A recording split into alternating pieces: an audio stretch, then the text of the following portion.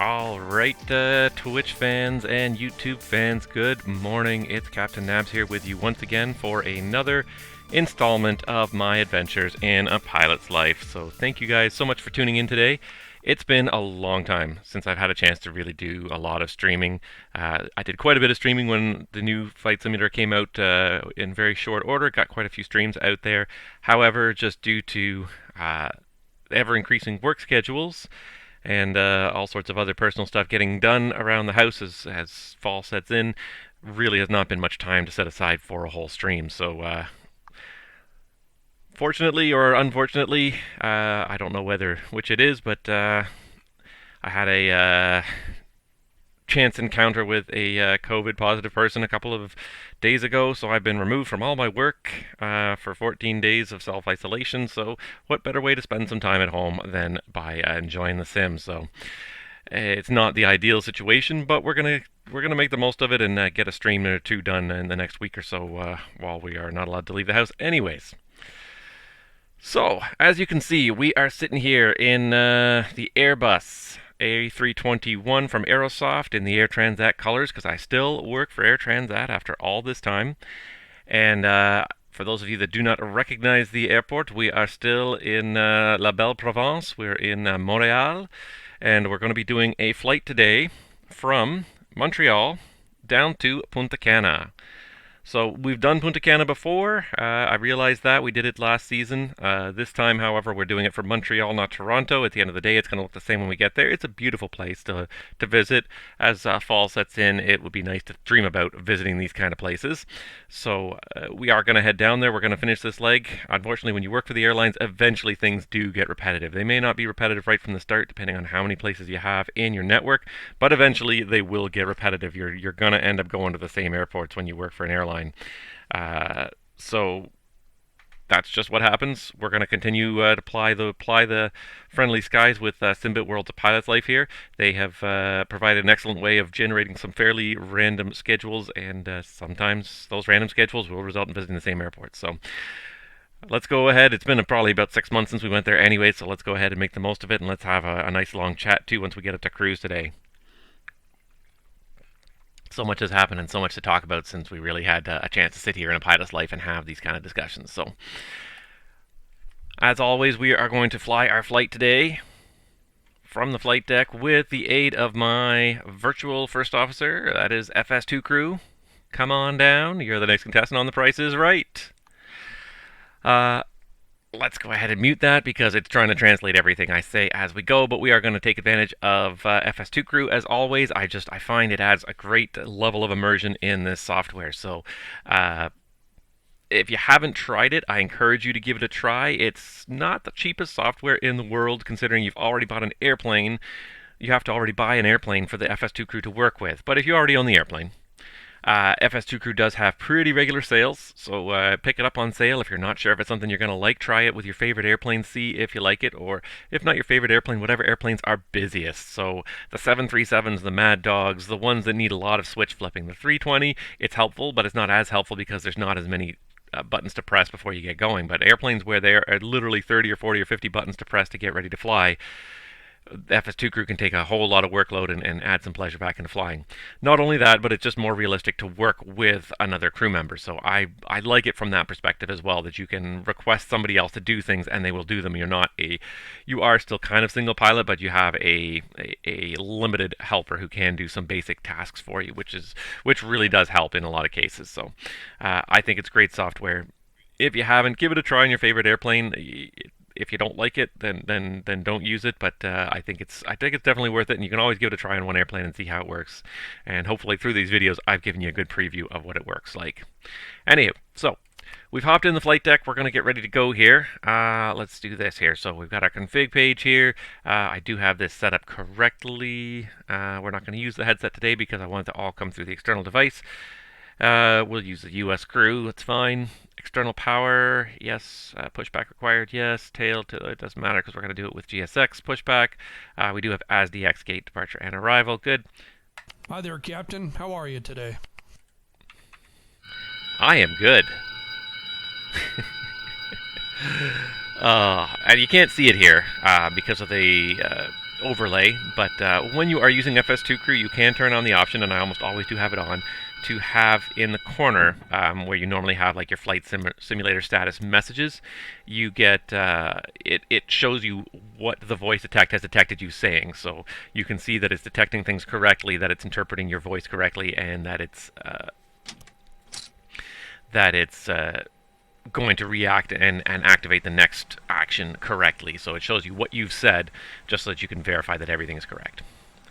Okay, anyways, let's get going here, because it's about a 3-hour flight today, so we definitely want to get this flight underway, and let's do this first. Before we do anything else, let's just talk about loading, because in the Airbus you want to start by putting in all the loads, so when the fuel truck shows up, and you want the fuel truck to show up in plenty of time, you've got some stuff to deal with here. So the other thing, of course, I do have I haven't checked, but I should have my flight plan right here. Excellent. So it looks like fuel today to go to Punta Cana, we need 17.8 kilos. We'll need most of the fuel in this airplane. 17, you know what, we'll just round it right up to 18, because the fueler would probably round it up by 100 or so kilos. So they always make sure they're at least a little bit over what you've requested, just rather than have to come back and give you a little bit more fuel because you're under, in case it's a tight fuel bill. You can always start the ABU a little early and burn a little extra fuel if you have to. So ZFW today is estimated to be, actually let's do it this way. Let's do 213 passengers. Unlikely in the COVID era, but anyways. And cargo, I'm going to go with 2.2, bump it up a little bit here. There we go. And the reason, of course, that I do this, for those of you that haven't seen it before, as soon as you call GSX to start fueling, it's going to start the fuel. So the actual fuel right now is at 2.4, and it's going to, as soon as he arrives, he's going to start fueling to this number here. If this number is blank, your fueler assumes it's 0, and he will start removing fuel from the airplane to get you to 0. So make sure you put that in before you call for the fuel, or at least certainly before the fueler arrives. So GSX fueler has been requested. While we're at it, we will also request catering service. And now we've got the very basic stuff underway. Our FO is going to probably hop out and do the walk around. I'm going to start with my track IR here, because there's a few things. Hold on, did I do what I need to do? Yes, I did. Okay. Yep.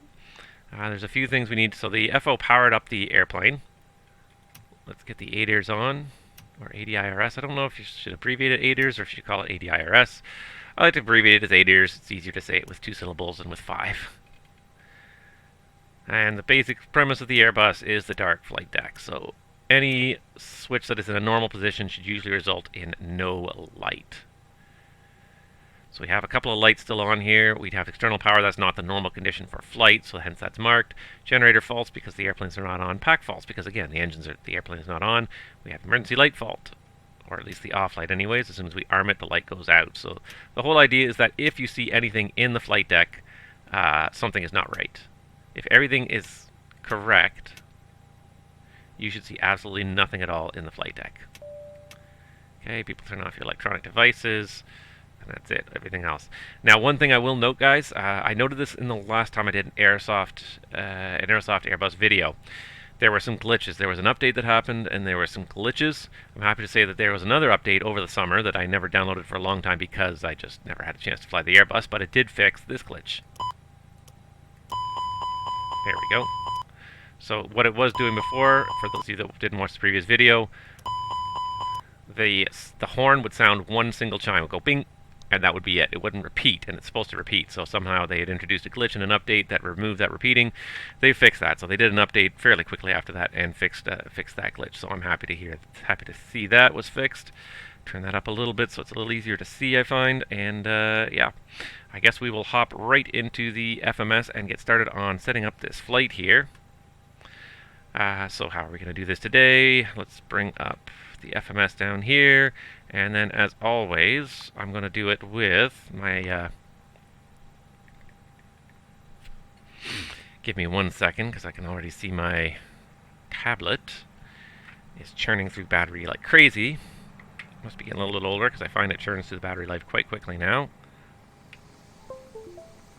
Plug it in for charging, we don't need that, okay. And there we go. Now we've got that. So we hit the FMGC button to actually go into the FMS. And we just need to start with the init page. CYUL slant destination MDPC Punta Cana.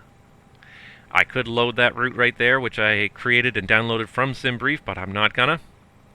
We're going to put it in manually. The thing I do like about putting it in manually, as a pilot, you should really download it, but what I find is that, especially in the sim, I feel like I'm disconnected very often from what is happening, from the flight planning, from the routing. So by putting it in manually, I find that that helps get me back, feel like I'm back as part of the planning process. It just helps me get into a bit of more of a frame of mind of understanding and knowing the route.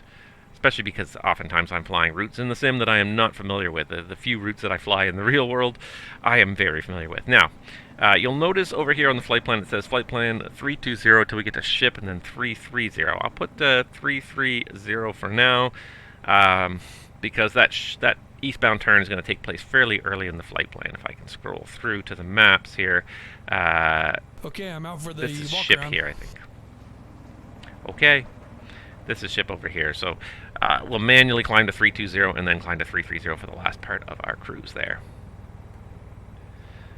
Okay, so we've got the basic information initialized. We'll make sure the IRS is initializing based on our reference point of Montreal, and there we go. Ready to put in the flight plan. So departing Montreal today, and let's do this first. Before we go and pick our departure runway, let's check the NOTAMs, because lately they've been closing another runway in Montreal. So I did hear from some people who are actually based in Montreal finally. 6 right, 24 left is closed, available as taxiway, so hence we have to depart 6 left, 24 right. Let's see here. Winds are out of the east, so it's going to be a really short taxi to 6 left today for departure. Good stuff. Yeah, so I did hear recently. I was flying with some people from Montreal, and they told me about the fact that the runway in Montreal was closed for basically almost the last year, like 9 months. The 6 left, 24 right was closed, and that was because last year in 2019 they repaved it. And they spent a good 3 to 6 months repaving it, and then finally they finished it, and you could see from flying past it that it was completely repaved and everything was done. However, apparently what happened is that it was not done before winter really started, and so the concrete never had a chance to cure properly after it was laid down. So this last summer, they had to tear it all up again and do it again. Alright, so we're okay with the flight plan discontinuity. We'll put funds. So this is the reason why the runway was closed in Montreal. Was basically a single runway airport for the last almost a year, was because the company that they hired, or I don't know if it was the company that they hired, was perhaps inexperienced, which would not surprise me at all in Montreal. I don't, and I'm not trying to disparage Montrealers, but there's a constant urban legend that the entire, well, I don't think it's much of an urban legend. I think it's probably almost an urban fact that the construction industry in Montreal is just run by the mob. So chances are they took shortcuts and saved a whole bunch of money and ended up costing a lot of extra money in terms of time that ended up needing to be spent redoing the entire runway. And in the meantime, an entire year went by where the airport was a single runway operation. Fortunately, with COVID, that the traffic levels fell off to a crazy degree, so it didn't end up being probably as bad as it could have been. But nevertheless, it ended up being a big debacle that cost them a lot of time and probably a lot of money, a lot of extra effort to get that runway paved a second time 6 months later to try and do it properly. What am I doing here? I lost what I was doing here. Ship. Airways was what I was looking for. So I don't know if you guys can see that very well, probably not, but it's Yankee 49 to rescue. But they finally did finish it, and now 24 right, 6 left is finally open in Montreal, and now that it's finally open, they've taken some time to close down 24 left, which is 6 right, to do some much needed construction work there. So Montreal is unfortunately still a single runway airport after all this time. I keep on just hitting the wrong button. My finger just keeps slipping down to the down button. There it is, rescue. This is one of the things that I don't like about the way this functions. Is it takes a long time, especially in a long flight plan, to cycle through all the waypoints. That's not right. It's supposed to be double K. S, K, K, PR. Nope, it's two P's actually. SKPPR. Alright, and then again, then I have to go into the airway menu again. L455 to Dunnig. You can tell it was designed by a bunch of Europeans, because in Europe all the airways connect, but in North America very often there's not nearly the extensive airway network, and people often have to transition from one direct fix to another before they can get back on an airway. So here we are scrolling through the stupid system. A lot of people really like the Airbuses. A lot of people swear by the Airbuses once they've flown them, and a lot of things about the Airbus are well executed. But this is this has fast become one of my pet peeves, is this scrolling through the flight plan list. I definitely much prefer the Boeing method of... We're back on the same airway again, L455 again. Ugh. I'm back from the walk around. Everything looks good. Thank you.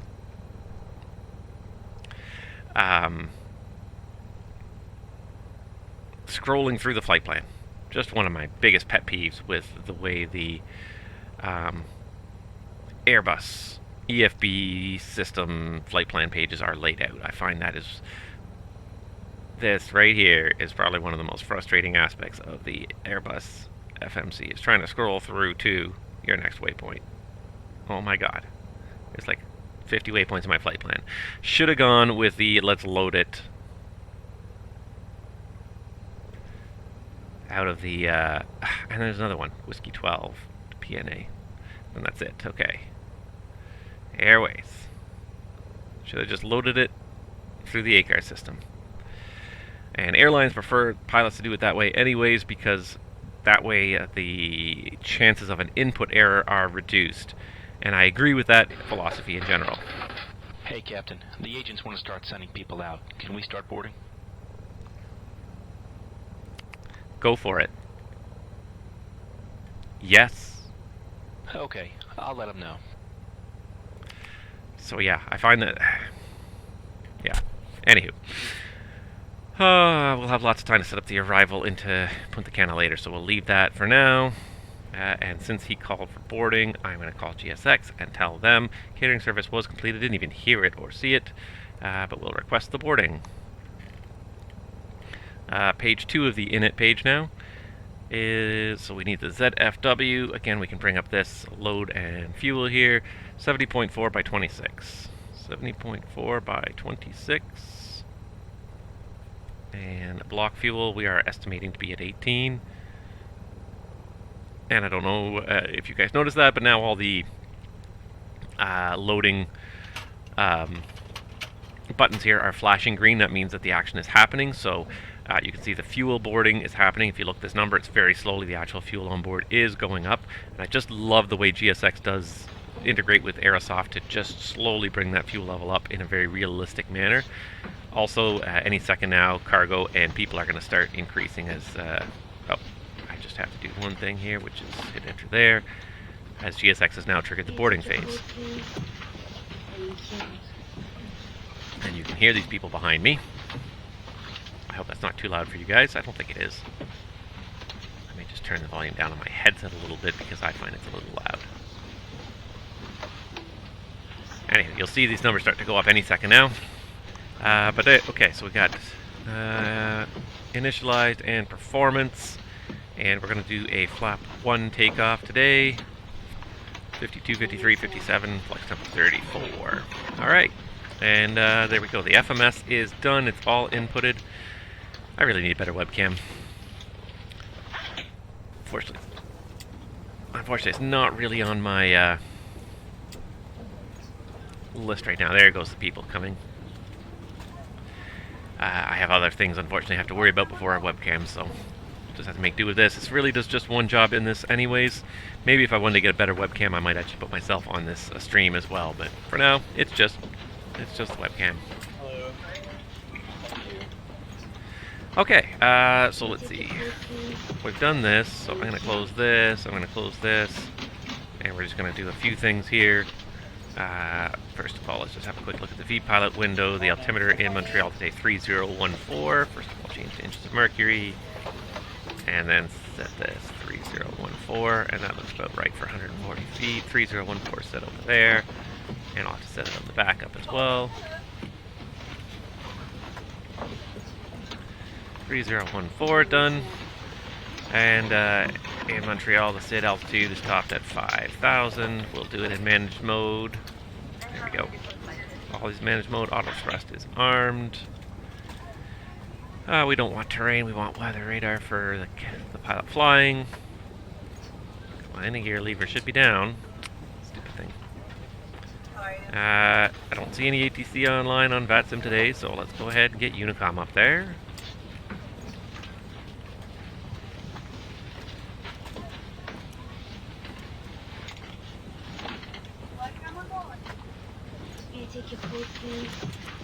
Again, we don't have any ATC, so we're just going to set 2,000 on there. Set the parking brake set, the engine levers are cut off, and I think we're good to go. Are you ready for the departure briefing? Are you ready for the takeoff briefing? Ready? Some airplanes, FS2 crew calls it departure briefing, some they call it takeoff briefing. So I always get confused as to which I'm supposed to be saying. Alright, so today we do have working charts here, and I can get them to work.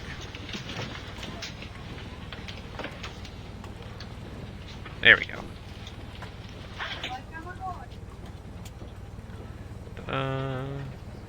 Alright, so today we're doing the SID. So we'll add that to the knee board, and we'll add, there we go. Oh, somebody's transmitting on Unicom. Okay, we'll move this over so we can make this even bigger, hopefully. Alright, so we're in Montreal today. We're going to be, let's see here, let's do this first. In the event of any abnormality during taxi, we will stop. Otherwise, this will be a left seat takeoff. Any malfunctions prior to the V1 of 152, I'll call stop, go. If the call is stop, I'll close thrust levers, apply maximum brake, disconnect the auto throttle, apply maximum reverse, and stop on the runway. I'll set the parking brake, PA, remain seated, and call for any required memory items or QRH checklists. If the call is go or we're at above V1, I'll continue to take off at 400 feet. I'll call heading mode bank, confirm bank, and ask to identify the failure. The emergency turn off of runway 06 left in Montreal is just to continue straight ahead. There's not too many obstructions out there for quite some time, so straight ahead, runway heading 057, and continue to climb to the minimum sector altitude, which around Montreal, I believe is around 3,000. 3,000, yeah, we'll be in 3,000 anyways for the first 25 miles, so that'll be good for now. And talk to ATC. Once established in the climb, we'll action the emergency. So for today's taxi out, where's my aerodrome chart here? Oh, this one. Nope. Where did it go here? Airport info, there it is. So for today's taxi out, it's going to be very straightforward. We're on the south side of the International Pier here. We're just going to go around the end and taxi over here to the threshold of 6 left using the using part of the horseshoe, either the east or west line, and probably part of the north and south line. If I bring up the apron chart, you can almost see better where we have to go. Nope. Somewhere around here. This one here has all the lines on it, so we're going to come out here, probably go up here, and take the south line over to 6 left. Very straightforward anyways. SID today, Montreal 1 departure off of runway 6 left here in Montreal, 10-3, 17th of May of 2019, 100 mile safe 74, contact departure, everyone unless indicated, otherwise indicated by ATC, refer to 10-4 for noise main procedures, and specifically for the 6 left, climb heading 057, or assigned for vector to assigned route, unless otherwise assigned by ATC, maintain 5,000. So if you're going to fly it in managed mode in an Airbus, check the flight plan and make sure it does correctly reflect what's said there. So it is heading 057 and manual, which means it's not going to do anything else until we manually force it to do something else. It's going to fly 057 until the cows come home, until ATC gives us a vector to our first waypoint, or we give ourselves a vector if there's no ATC online. Unless it's assigned by ATC, jet aircraft maintain 5,000. 5,000's in the box.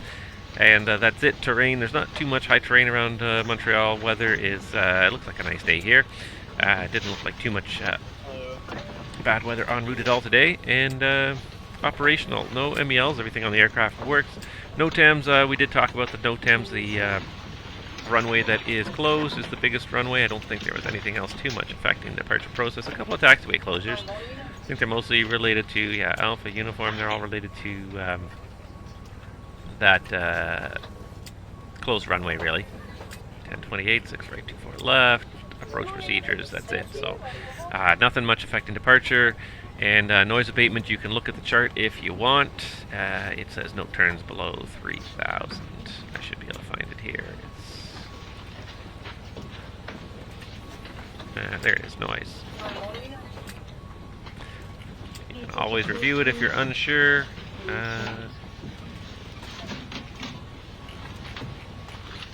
Departure procedures are mandatory at all times.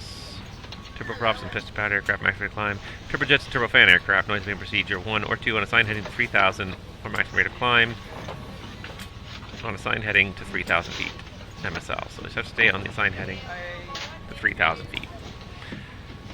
That's about all I've got. Any questions? Okay, that's checked and no questions. Thank you. Alright, and we're just waiting for them to finish boarding. Should be done soon. We got about 12 minutes left till our scheduled departure time, which is great. I'd say we're doing well.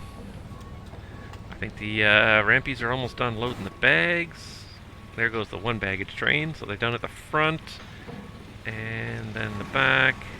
The fuel truck's backing through there, but it looks like they're done at the front. He's going to move the baggage cart there and the baggage loader at the back with the units. They're about half done. For some reason, it's being really slow at getting that next one going. There it goes. Meanwhile, this guy is lowering the belt loader, backing it away, and we're just about ready to go.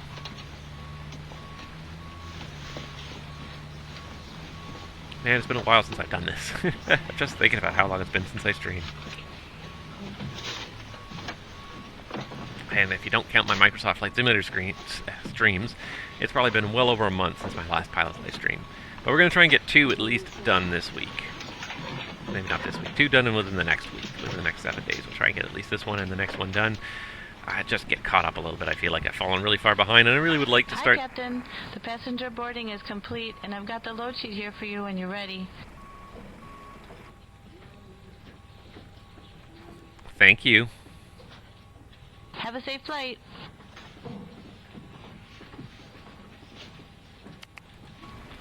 Alright, so we're just waiting for a little bit more baggage loading. There goes the fuel truck. The fuel's all done. Since we're less than 10 minutes departure, we can fire the APU.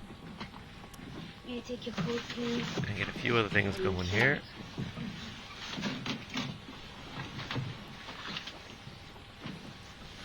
We're just about ready to get going. So I chose part of the reason I chose the Airbus over the 737 for this particular run, this turn today, and next flight, is that coming up after this Punta Cana turn is the final turn of this season, which will be all the way to, I believe we're going to Nice. I know it's Europe. I believe it's Nice we're going to. Let's check here. Check in on my pilot's life status. After this, it is, yes, Côte d'Azur International in Nice. So it's going to be that's going to be a long flight. It's going to have to be flown in the 330. Because I'm flying it in the 330, I want to get a little bit of practice in with the 321. I will say that it feels like the 330's become a little bit more reliable lately. I don't know if Airbus has changed anything in particular, but it feels like I've tried a few 330 flights in various 330s, and it seems like it's gotten better. I was really concerned about its quality, not its quality. Quality's not the right word, but just its tendency to crash constantly, and it was, I don't want to blame, I don't want to blame Aerosoft. There's something going on with my computer, but it's the only airplane that does it too, so there's something very, very unique about that airplane too. So just having a look at the job market here, I don't have a whole lot of jobs that I'm really interested in right now. Aigle Azur and Orly, not bad salaries. It's not the salaries that drive me away. It's the fact that they're in Europe for the most part, and I do not have a lot of European airports, though I did grow my collection quite a bit in the last little while in P3D. I moved away from just being exclusively North American and into Europe as well, but none of these based airports in Europe here do I have scenery for. And at this point, I haven't given up on the P3D platform, but at this point, I have moved on from it from a spending point, I think. Unless, what am I trying to say here? Live map, it's always fun. unless, you know, I'm going to get a guaranteed upgrade to MSFS with a new purchase. I'm probably only going to purchase things at this point for the new sim going forward. Given the amount of scenery that's quickly coming out for it, we'll talk about it later, but I feel like there's going to be lots of stuff coming out. So here's the Pilot's Life people that are out and about. Not too many North Americans just right now, quite a few people in the Caribbean, but a lot of people in Europe, and that's mostly because of the time of day, really. It's morning in North America. Most people who are not under self-isolation or in quarantine have to go to work, whereas in Europe it's already, you know, most people are home from work, so I just see a lot more people flying there. You will see, much like VATSIM, the Pilot's Life will become more popular in North America as time goes on. Only 58 people flying it right now. You know what, I'm surprised because it's such a good piece of software. I'm surprised people don't spend more time in it, but I think Microsoft Flight Simulator as well has cut back on the amount of time people spend in this sim. Because the airliner flying is not good in it yet. And what do we really expect, honestly? The default airplanes are not great. Okay, but let's focus on what we're doing here. Let's go a couple more clicks along here. Ground and cockpit. Go ahead. All right, Captain, we're removing the jetway now. Thank you. Cockpit to ground. Go ahead. Please disconnect external power. Roger, disconnecting the GPU.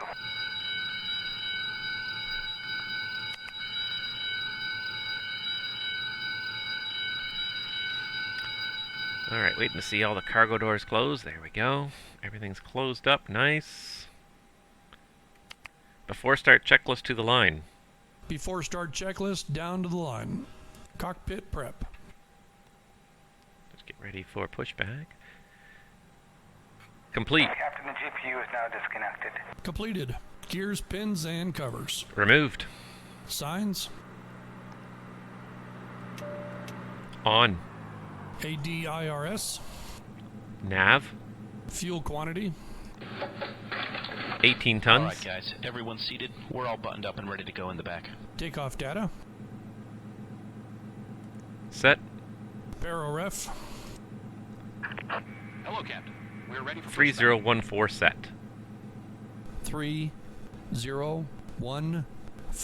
Cross-checked. Set. Okay, before start checklist, completed to the line. Thank you. If you need anything, just let me know. locking in. Alright, so the bridge is gone. The bridge is clear. The doors are all shut. These guys are getting into position here. Getting ready for a pushback. Just going to have a quick glance at my VATSPy window. I don't think I'm going to see anything. Don't usually get a lot of ATC this early in the morning, but I just wanted to get this stream underway. No, nothing. Nothing at all right now between us and Punta Cana, but maybe something will kick in at some point. So let's do... I'm going to do the quick edit just because I just want to be sure. Yeah, we don't even need to go to the right. We just need to go more in this direction and face that way so that we are ready. That'll do. So that we're ready to taxi out that line. Departure check completed. Bypass pin inserted. Release parking brakes. Before start procedures. Okay.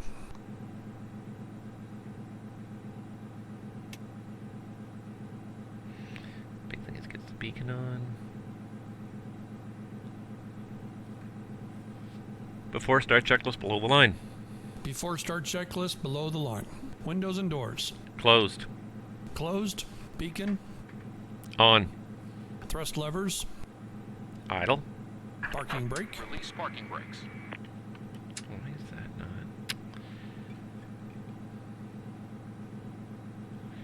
Released. Before start checklist complete. Alright guys, give me 1 second here. We're just going to see if we Are can't you fix... sure about that? Oh, shut up. That thrust lever just needs a little configuration. Stand by 1 second. Release parking brakes. And there we go. Now it goes back to where it should. Alright, so we can release the parking brake. Sorry about that. It's been a little while since I've done a lot of flying in this sim, so things are, for some reason, they shouldn't change, but they're a little tweaked. Need to be a little tweaked. Starting engine 1.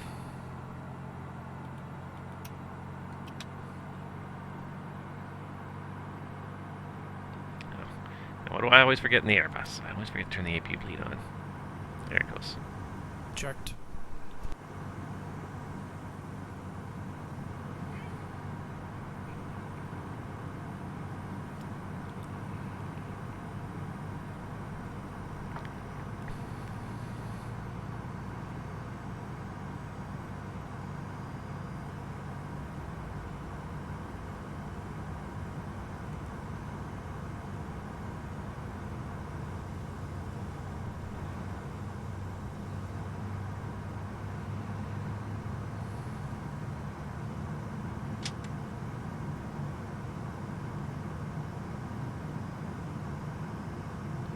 Alright, looks like we have normal start on 1. Starting engine 2. And 2. And 1. Checked.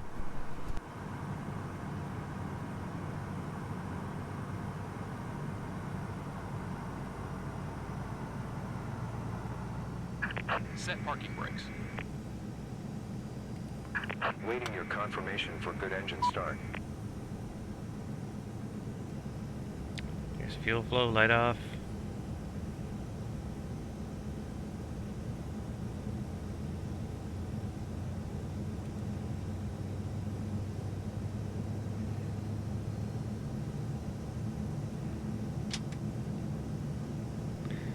Normal start. Cockpit to ground. Go ahead. You're cleared to disconnect and go to hand signals. Alright, you'll have a safe flight. Where is this guy here? I don't even see where he is.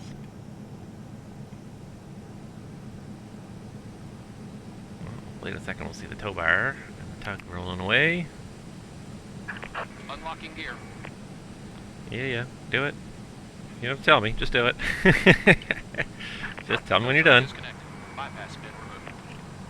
That's all I ask. Tell me when you're done. Alright, there they go.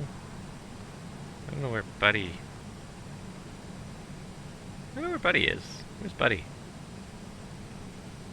Where's my guy? I don't see him anywhere. Alright. No, he is there. He's just...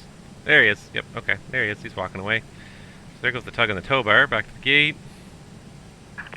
Left is clear. Right is clear. Alright. In which case... After start procedures. Check.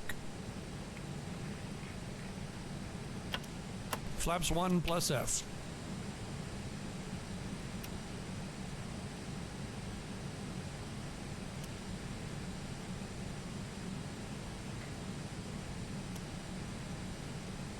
After start checklist. Okay, after start checklist. Anti-ice. Off. ECAM status. Checked. Pitch trim.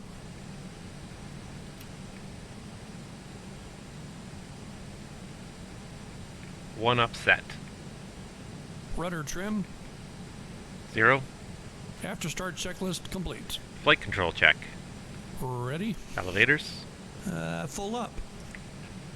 Full down. Neutral. Ailerons. Full left.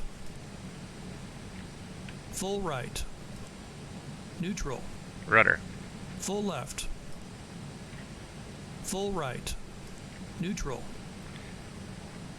All clear on the left.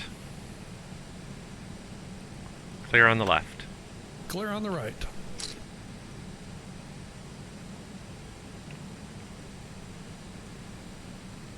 Set taxi light to on. Are you sure about that? No, you're useless. And we're underway, guys. So we're just going to do a quick little status check here on a pilot's life. Let's see. Not flights, current flight. So we have to start it manually because when I turned on the engines, that page was not up. It'll start automatically only if that page is up when you start engines. Okay, there we go. Getting off the center line while we focus on that, but it is important to track the flight. No point really doing the flights if we're not tracking them. It's kind of the whole reason why we have the software.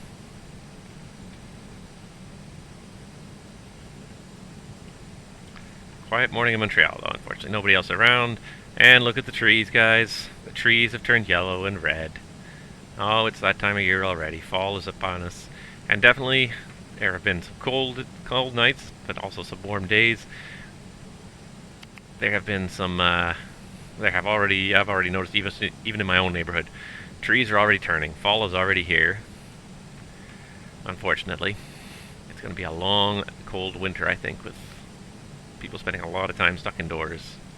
So the second wave really starts to hit now. Flight deck. Okay, thanks for letting me know. Captain, the cabin is secure. Thank you. Before takeoff, checklist to the line. Before takeoff checklist, down to the line. Flight controls. Checked. Checked. Flight instruments. Checked. Checked. Briefing. Confirmed. Flap setting. Config 1 plus F. Config 1 plus F. V1, VR, V2 flex temp. V1 152, VR 153, V2 157. Flex temp is 34 degrees. Flex temp is 34 degrees. V1 is 152. V rotate is 153. V2 is 157. And for the flex temp, we have 4 degrees. ATC. Advised. No. Set. ECAM memo. You're supposed to do this, buddy. I don't know why you stopped doing this. Takeoff, no blue. Before takeoff checklist complete, to the line. And shears on as well. And that's it. We've already taxied to 6 left. It's amazing the difference. 6 left and 6 right in Montreal are such short taxis. 2-4 right, 2-4 left. Holy gee, you feel like you're taxiing forever. You do have to taxi about 3 miles to get to those runways, so.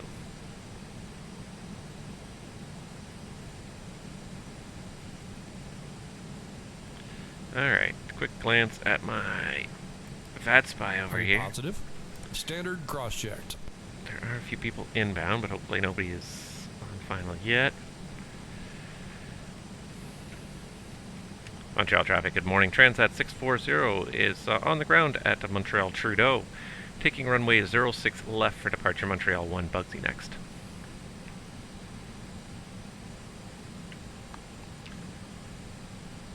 Cabin crew seats for departure. Clear left. Clear on the left. Clear on the approach. Before takeoff checklist.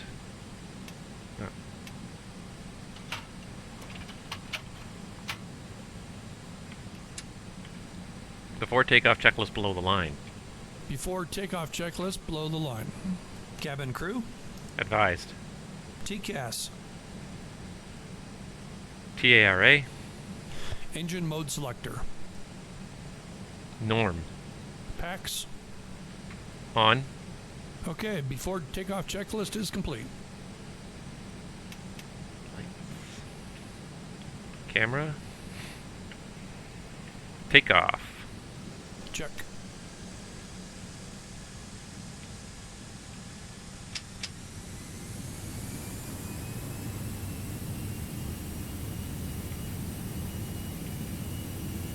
Check thrust. Thrust set.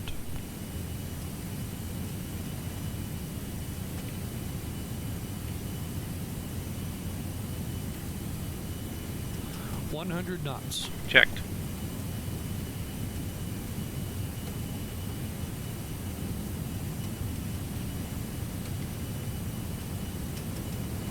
V1. Rotate.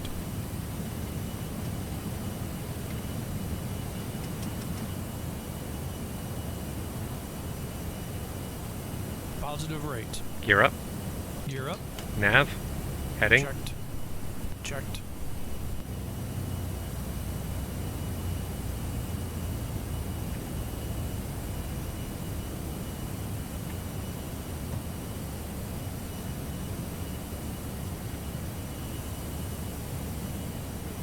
Gear up.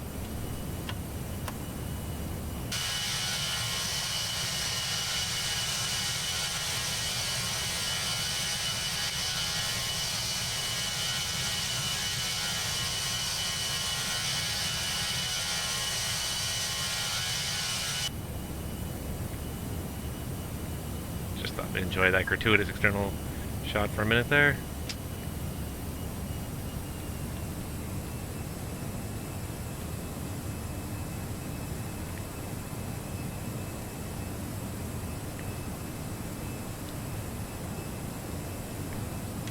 Montreal traffic Transat 640 is now airborne off runway 06 left from Trudeau, right turn out to Bugsy. Or at least we will be when we hit 3,000 feet.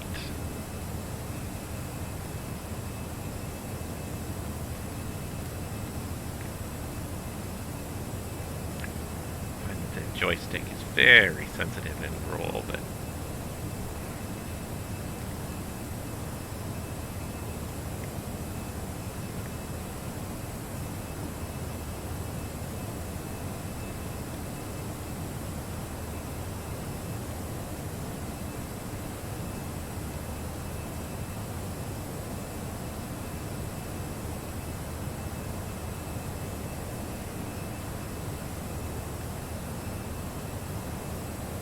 the autopilot on because it's a very small margin in here for where we can have this speed. So we're going to go to 230. Should be hitting 057. Flaps up. Flaps up. Flap 0. Now.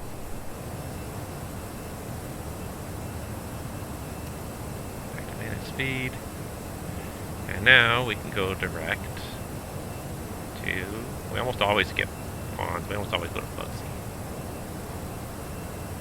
There we go. Looks like we got lateral nav and gauge there.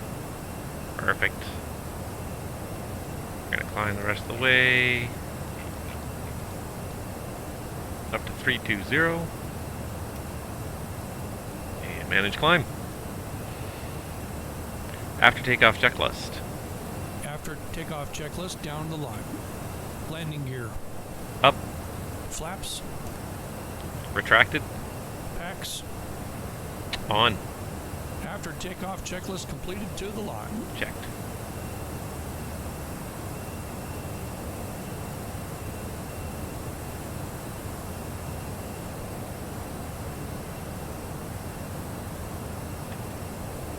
And that's it, underway on another leg of a pilot's life here. Climbing up through the overcast deck over Montreal, heading on our way out to Punta Cana. Had to think about it for a second. Where are we going again? Another problem with the airline business. When you do as many flights in a day as you do, and often to similar destinations over and over again, you very quickly lose track of where you're going. It all becomes a blur of, oh, we're just going flying again.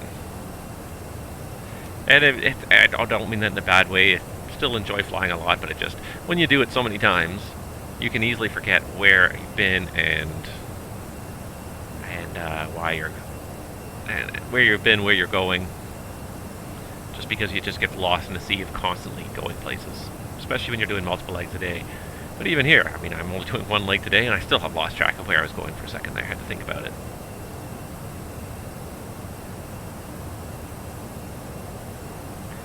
Alright, well there's Bugsy.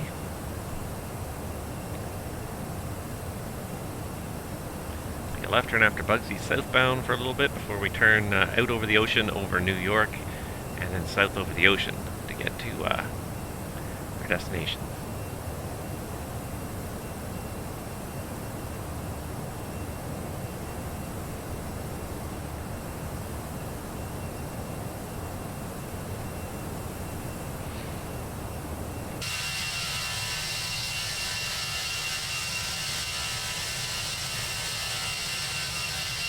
I wish this camera was a little bit further back. Really kind of aggressive with the airplane, but sometimes you want like a slightly more. Let's see if I can do this here. So you can see a little bit more of the scenery. I mean, the airplanes are nice, but sometimes you want to see the scenery as well. Not that the scenery is particularly nice anymore, but I don't mean that in a bad way. I just mean it when you compare it to what's available in 2020. So, little blitz there as chase plane tried to save the position. Goodbye. Off into the clouds. We need wing views and engine views on this one, I think.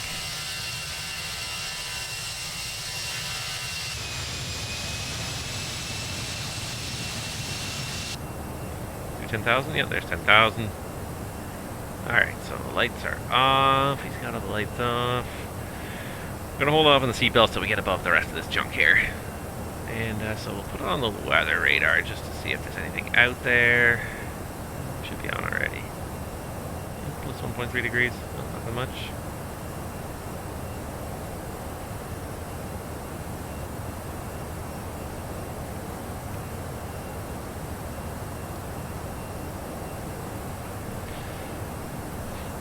Yeah, we'll get through this. We'll climb through this layer and then we'll put the seatbelts on.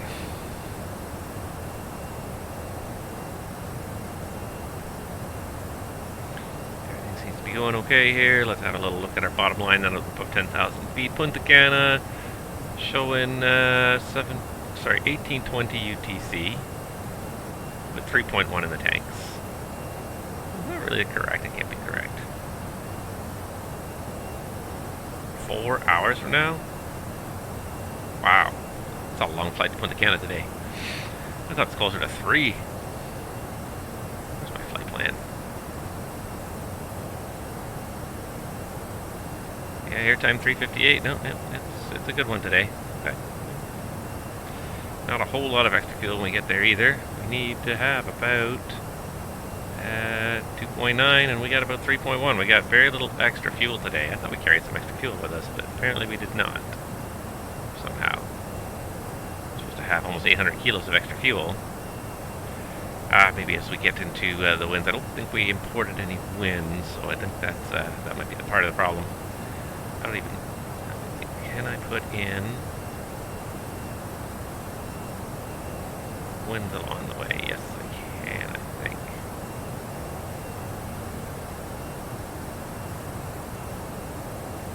Yes.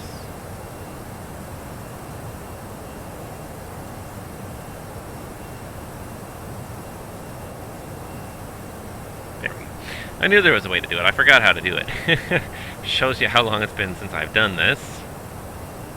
Let's see here. Flight plan should be here somewhere.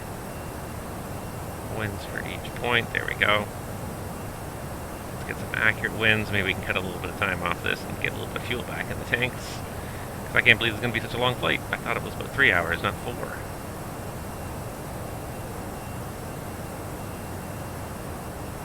Albany. 304 at 13.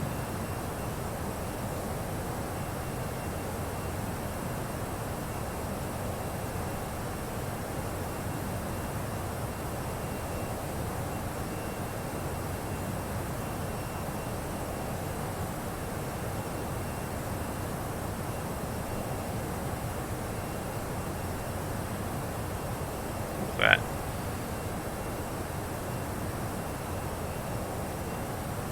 Power spike for a second.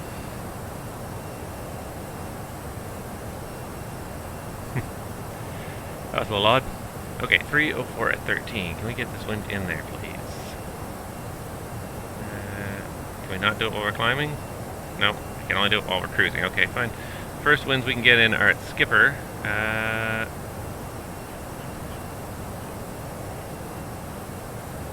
Where is Skipper?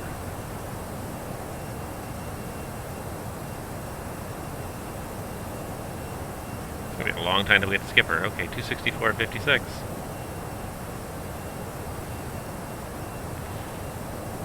264.56 at 330. 264 at 56 at 330. There.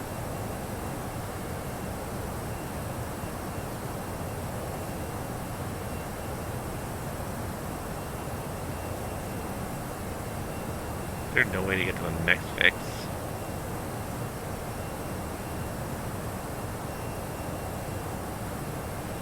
Alright, let's see how long before we get a major wind change here, because it just copies down. 269 at 44.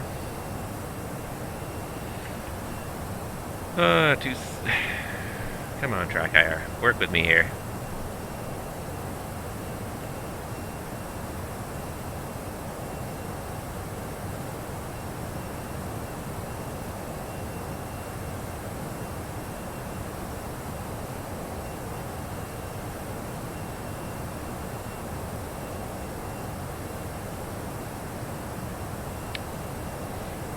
what did we say here? We said 269 at 44. Boy, a wind link download would be nice, huh? 269 at 44. Go.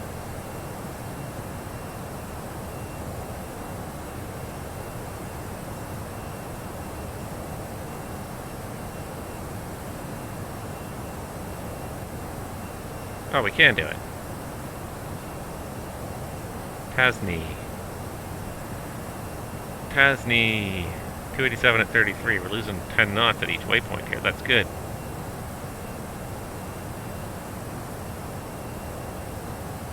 Oh, and then I guess we did pass 180, so let's go standard.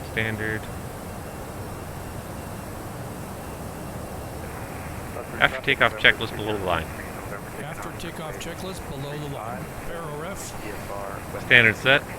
Standard set. After takeoff checklist is complete. Okay. Let's see here. What else we got? Dunnig 303 at 25.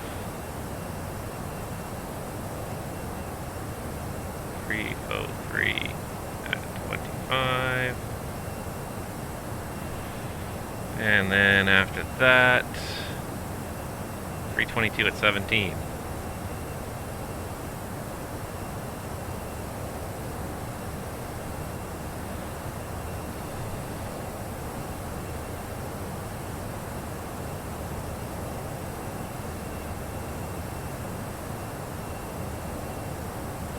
.322 at 17,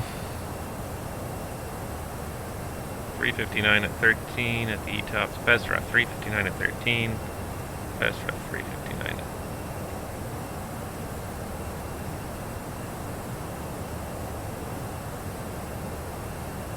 359 at 13, and then, wow, swings around. By the time we get to Macoop, it's 50 at 28. Macoop 050 at 28. Switch around to be a tailwind.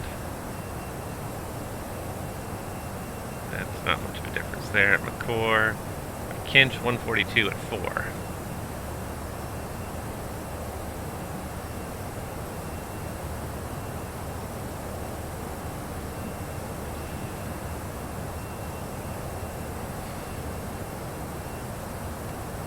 Lent 203 at 13. Not a very consistent way to adjust. It's constantly shifting here.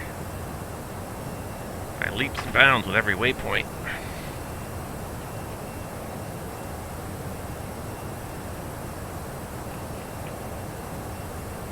It's almost the same at Janma.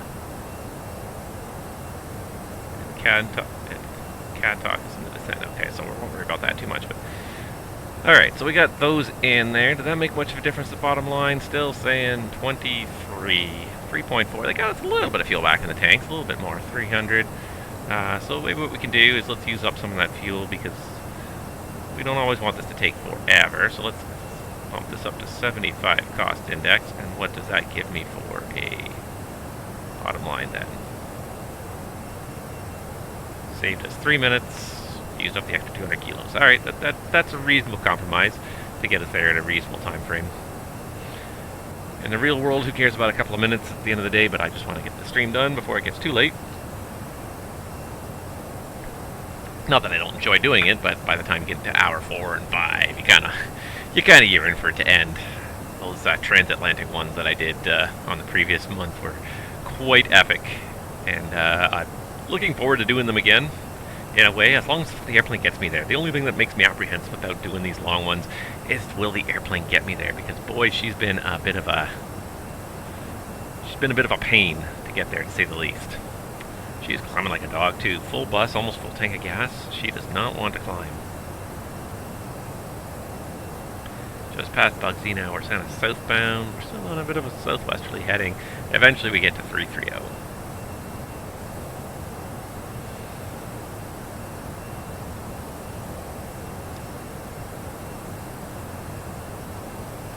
Nothing like going back into the P3D world to make you appreciate how good the scenery looks in the new simulator.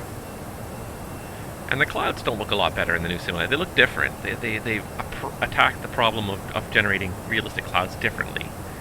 I don't find they necessarily look that much better, the volumetric clouds, because the trouble with volumetric clouds is they often lack the wispiness. Here you kind of get some of that wispiness.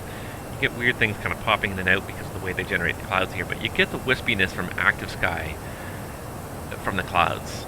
And from ActiveSky Cloud Art especially. You don't get the wispiness with the volumetric clouds very well. They tend to represent like bigger, chunkier cumulus type clouds well, but they don't tend to represent these little wisps that come off the end that get kind of wrapped around and curled around. They don't represent that well, unfortunately.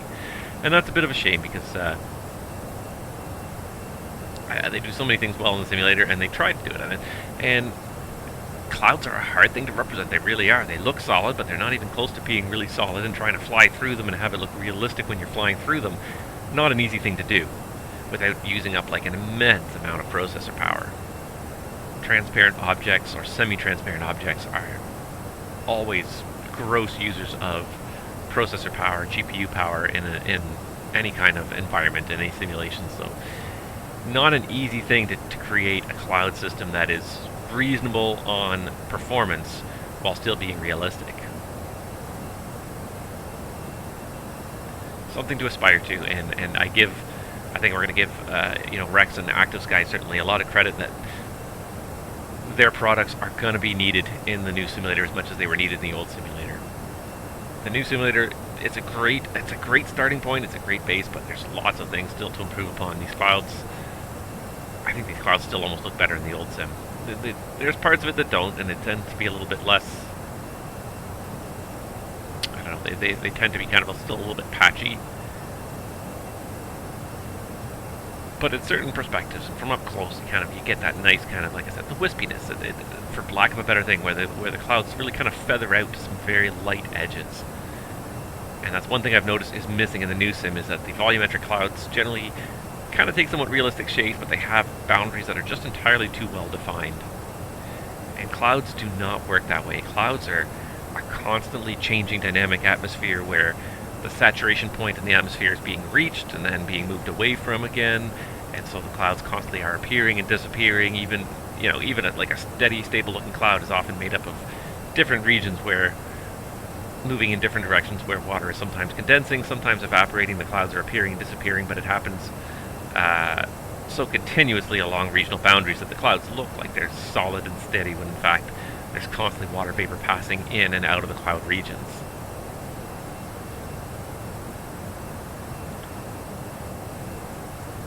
As I said, it's very hard to do a completely realistic cloud simulation on top of everything else that's happening in a flight simulator. You've got a huge amount of background scenery working, you've got obviously airplanes and aerodynamics and systems all working, using up tons of processor power, so it's very hard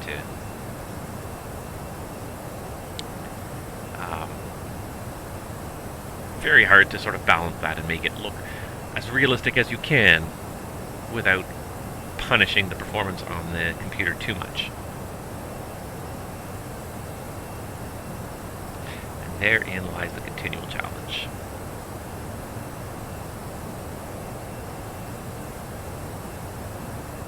But I was happy to see that Aerosoft had fixed a few of the Airbus issues that they had cropped up in the last update. So I'm glad that they fixed those, because even when this one had glitches and mistakes, it's still much better than the default one in Flight Simulator. The one in Flight Simulator is not the worst thing in the world. It doesn't look too bad. And the fact that it has a somewhat interactive and usable FMS where you can actually put in waypoints, it's actually not terrible. The programming is very rudimentary, and certainly you can break the FMS pretty easily and make it have issues, but even just to do an FMS is, with some interactivity, with the ability to load a flight plan into it, it's not easy.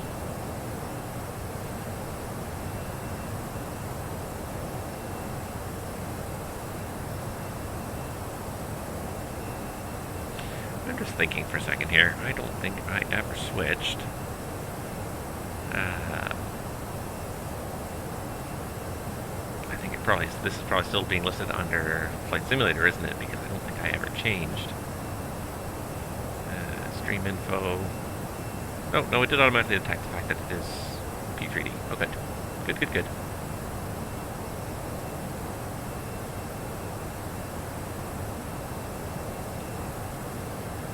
Good, good, good. Okay, good. A little worried there. Yep. World is looking a little browner now as winter approaches in this simulator. We did climb through that cloud deck, so I guess we can take the seatbelt off. There we go. Fortunately, not too much happening in the world of the ATC today. And I feel like it's a Friday, but it's early on a Friday. I would like some coffee, please. Thank you.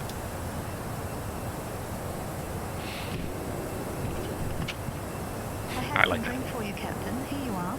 Oh, thank you. You're the best. It's delicious. I find that funny that you hit the unlock button and they bring you a coffee. It's a little gimmicky, but I look upon it more as just like a little Easter egg. I didn't even know what that alarm sound meant, and I don't think anyone would really think to trigger the unlock button in a simulator because you don't expect that door to actually open. So nobody would really trigger that button. So I think it's, I think it's to me it's almost like an Easter egg more than anything else. I enjoy it. I think it's fun.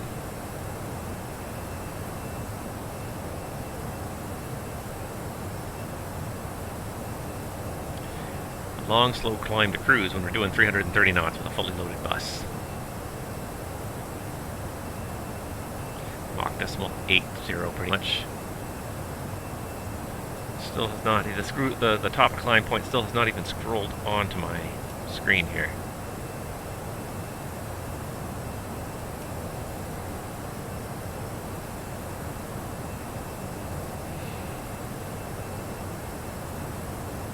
There's an airport down there, and herein kind of lies to me one of the issues with the old sim, with the P3D sim and the scenery done in the P3D sim, is that the airports stand out almost too much. It's very easy to spot airports in a lot of cases in the old sim. Usually they're on separately colored polygons that immediately stand out the second you look in the general direction of the airport, which is often not the case. The grass around an airport is the same color as the grass anywhere else in the world, so it's often a lot harder to find an airport in the real world than it is in the simulator.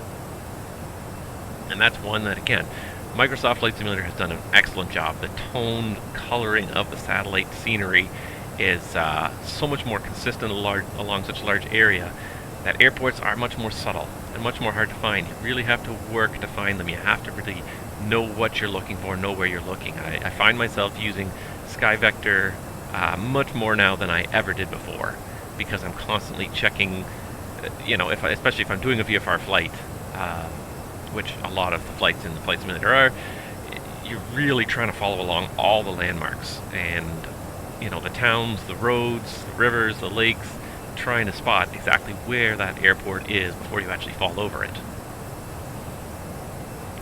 Which, when you're not flying IFR and you don't have radios and navigation aids lining you directly up with a runway, finding an airport can be one of the more challenging parts of aviating. I think one thing I think Microsoft Flight Simulator is going to do really well is it's going to aid with airborne navigation training for pilots. So if you want to practice your cross country before you actually go out there and do that, every pilot, as part of their training, has to do a couple of cross country flights.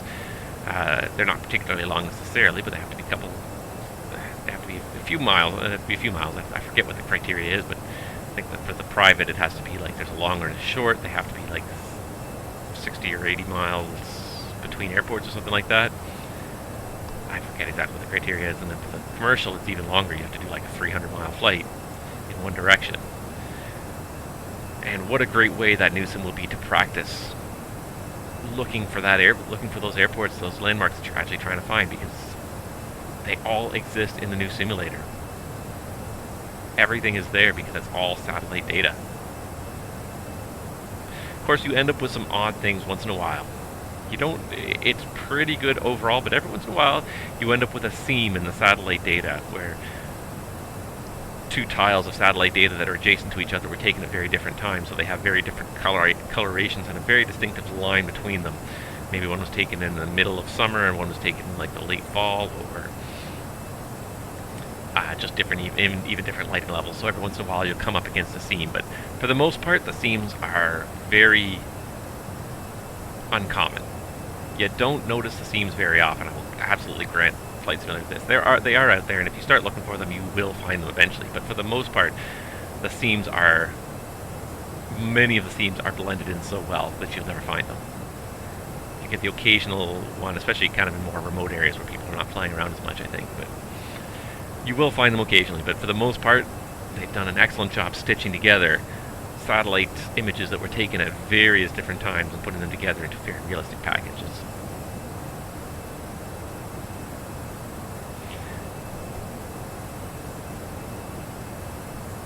I was happy to stream the new sim, and I look forward to doing it again soon. I don't even know what to do in the new sim, so if anybody has any suggestions, please feel free to throw something down in the comments or in the chat window here. I don't even know what to sort of stream next. I've been playing a lot with the Caravan and the King Air in the new sim.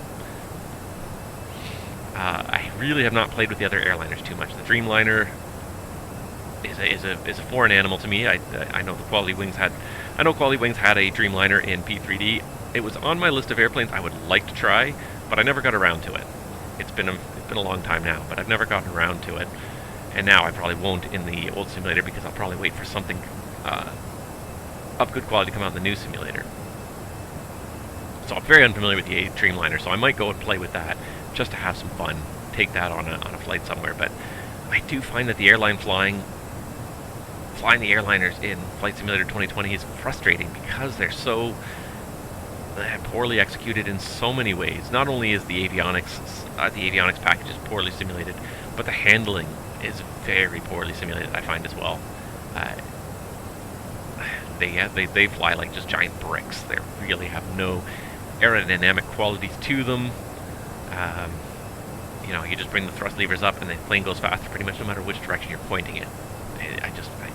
I find they have such simplistic physics. It's very hard to be able to just even deal with it.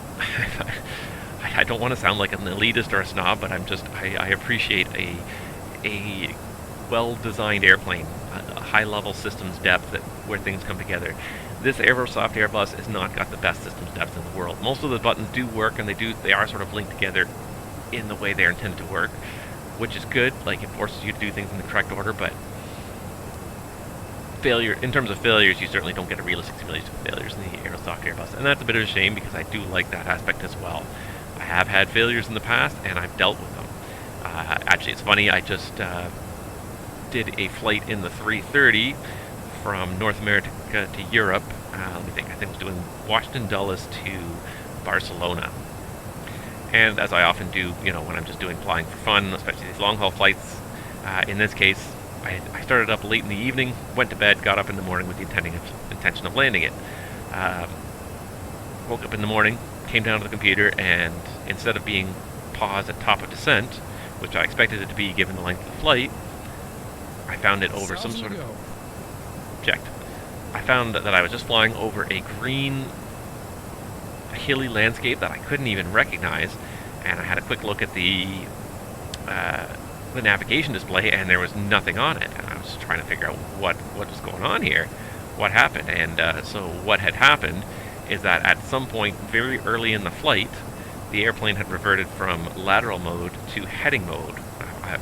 Maybe there was a discontinuity in the flight plan I did not remove, but at some point it went from lateral nav mode to just heading mode, and it just flew all the way across the Atlantic in heading mode, and it just kept on going. And instead of being over southern Spain, or over northern Spain, I guess, southern Europe, northern Spain, I ended up instead over Sweden by the time I got back to the airplane. And still had some gas in the airplane. It was still just cruising ahead in a straight line, so I was just about ready to throw up my hands and just say, well, this was kind of stupid and I really wish this hadn't happened. But I said, you know what? What would you do? What would you do in the real case if this happened to you? So that's what I decided to tackle it from that perspective. So it is not unheard of for pilots to fall asleep in the flight deck and for something to happen, for them to overfly their destination and end up somewhere where they don't realize where they are. So, as much as it was a little bit frustrating, and it was just a stupid error that hopefully, if with two pilots in the flight deck, someone would have caught hours beforehand, I decided to run with it. I said, okay, we're lost. We are literally lost. Let's look at the map Let's look at the navigation display, find out what airports are nearby. There's Alt. And let's see if I can't find a way, find an airport to divert to, land at, and maybe continue this flight on another day, but at least, certainly before we run out of gas, find a place to divert to. I was in the 330. I think I still had about 10 tons of fuel when I got back on the flight deck. So, I mean, we had time. We had probably at least an hour to 2 hours. It's over an hour's worth of fuel anyways, I think we had left. Close to 2 hours of fuel left. So, we definitely had time to find a place to divert to. It wasn't like we were, running on fumes at that point. We just were very far off course. So I took it, and I ran with it. And I actually turned around, and I did a quick calculation. I said, you know what, we can make it to Frankfurt. And Frankfurt was I was flying American Airlines at the time. Frankfurt is an American Airlines destination. So I said, I'll fly to Frankfurt. We'll go to Frankfurt. We'll take it, and then we'll continue the flight from there. But we'll refuel in Frankfurt and continue the flight another day from there. But I enjoyed the challenge, and that's part of why I think I enjoy flying airplanes, and I enjoy the simulators especially, is that when things don't go well, that is the true challenge of the simulator. I mean, the first challenge in flying any airplane in the simulator is learning the airplane, is learning how to operate this whole panel of switches and everything, and the FMS in such a way that you can successfully navigate from point A to point B, according to the original plan. That's the first challenge of flight simulation, but once you start to really master that, and I feel like I've gotten myself a good hand on all the airplanes in my hangar for the most part, then you yearn for new challenges, and then at that point the new challenge is what to do when things go wrong. So what happens when the weather's below minimums and you do a missed approach at your destination? Do you have an alternate in mind? Is it a suitable alternate? Are you going to turn there right away? Are you going to try another approach? What happens if you have a system failure? Maybe not an engine failure, but maybe a hydraulic problem, an electrical problem, something like that. How do you deal with it? Or, in my case, I had a gross navigational error. We were like 1,500 miles off course. What do you do? How do you deal with it at that point in time? Take yourself from that situation. Don't pause it. Don't take any of the cheats, but just deal with the situation you're presented with, and find a safe resolution for it. So, I enjoy that aspect of it. So at first I was a little frustrated, but then I came around and I said, you know what? Let's make the most of it. Let's make this. Let's rise to the challenge. So I did. So I thought it was good fun. It was not what I planned. I did not end up at the airport I planned, but nevertheless, we landed safely somewhere, and something to think about for another day. Something to consider. Watch the navigation more carefully, because obviously something crept in there. There must have been a discontinuity at some point. I don't know where. Oh, I guess I'm done with my coffee. Anyway, put that away. There must have been a discontinuity somewhere that I didn't notice, and so hence it reverted to heading mode at some point, but I never... Obviously, I was out of the flight deck fast asleep, and the first officer that day was useless. Which is not to say that all first officers are useless, and in fact, it's funny, nowadays, the ironic thing is that we don't have a great crop of first officers in the modern age, because with COVID now, all the young and inexperienced people have now been laid off. And you have... There's a wealth of experience in every flight deck now that has been unmatched for probably 10 years. For the last 10 years, we've been watching the level of experience in first officers slide downwards at the airlines, as the airlines have just hired like crazy anybody they can find with a pulse. So you often end up with people who just have barely finished getting their license, and they're already sitting in an Airbus bombing around with very little experience, very little seasoning to help them with when things go wrong. And the second things start to go wrong, a lot of captains have found they feel like they're on their own, because the first officer just quickly falls behind and is unable to keep up with a rapidly changing situation. But now...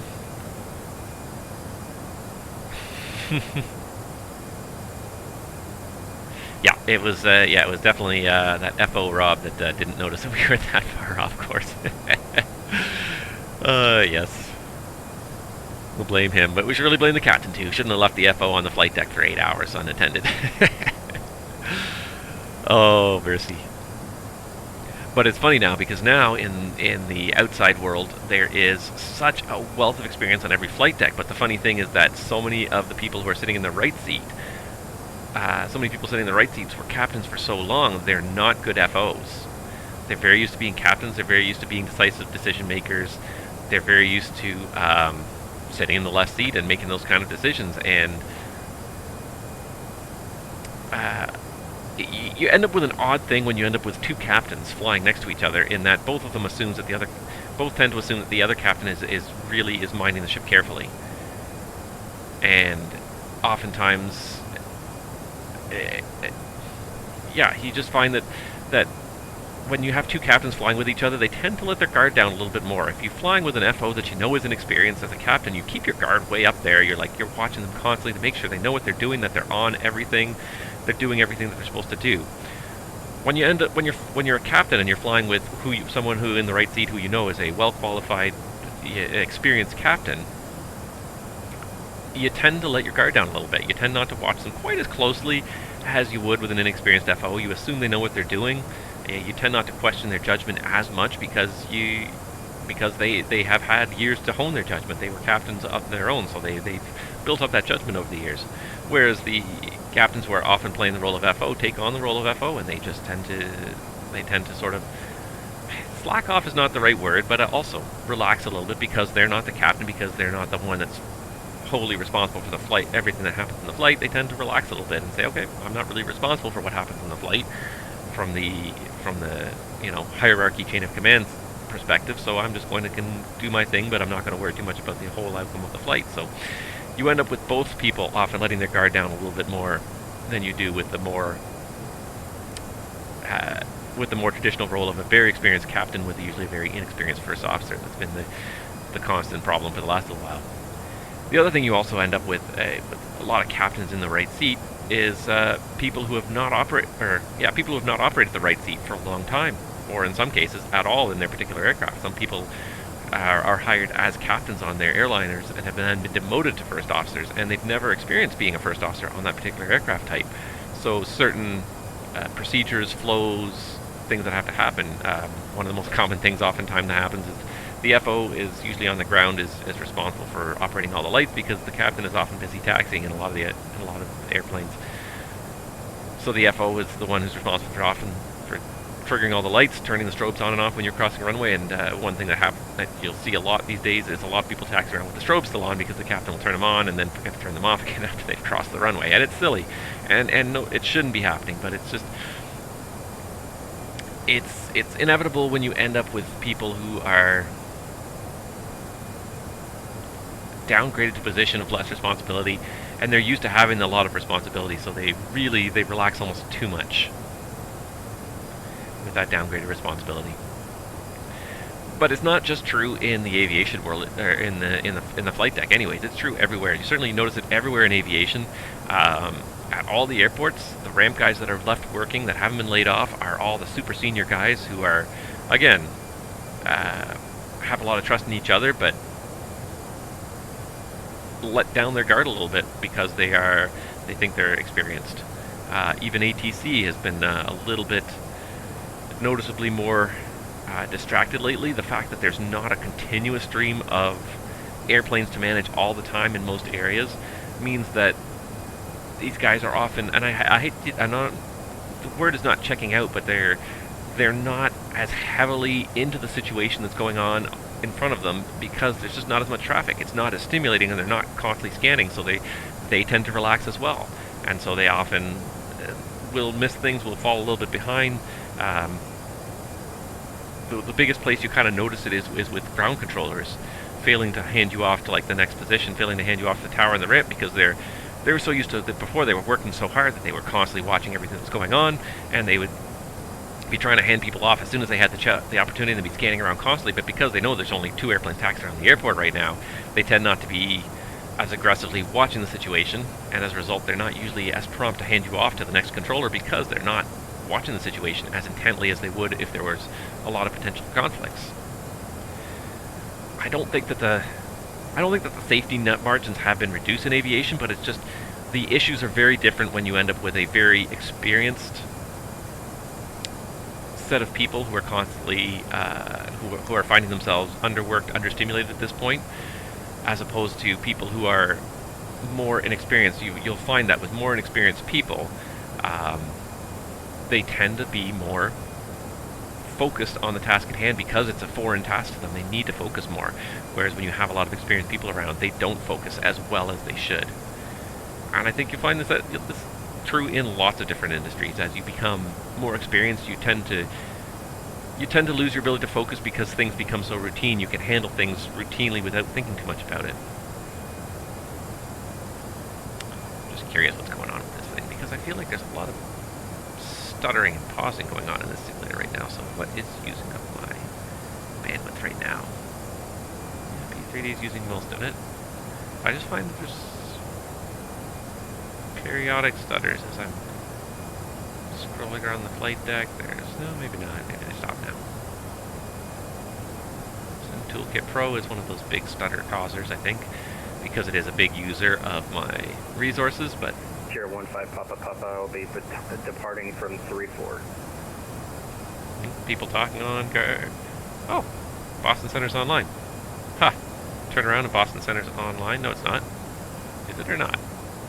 Turn around and my VATSIM says Boston Center's online, but my vPilot says it's not. So what's going on here?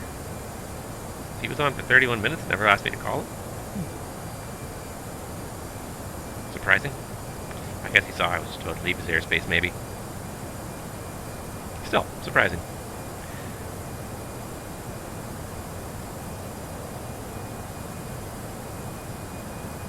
I wonder if the stuttering is because it's loading scenery. We're about to pass right over JFK.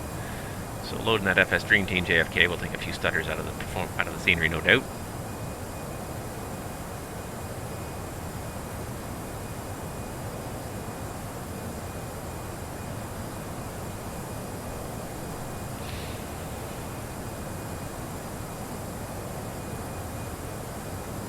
That's probably JFK loading right there. That long stutter right there with JFK loading. Now if we go to the external view, we can probably see it. There it is. Thank you, FS Dream Team. Beautifully rendered airport.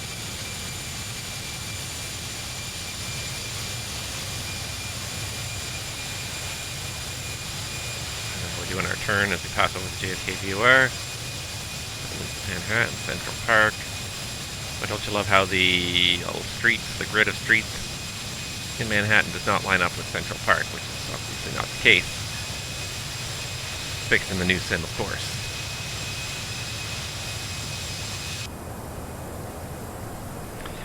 Here we go. Alright, so now that we've made this turn at JFK, we are now eastbound, and we'll be eastbound for the remainder of our flight. We're going to do a real quick climb up to 330. We'll do it as managed climb, doesn't really matter which order we do it in. It'll take us about 2 minutes, and then we will be established at our cruise altitude for the bulk of our remainder of our journey. So, although we are flying in P3D today, I'm still excited to talk about Microsoft Flight Simulator, because I really am impressed with the sim overall. And I still see people complain about it here and there, and they say, oh, it's not that great, oh, we expected more. And at the end of the day, yes. Yes and no. Yes, we expected more. And I think part of it is the fact that it was pressed to be released quickly. And I say quickly, I mean, I think it had a 3-year development process, but it was not really totally ready as it could have been and should have been before release. It definitely was not. It definitely should have had more. It definitely should have been more ready.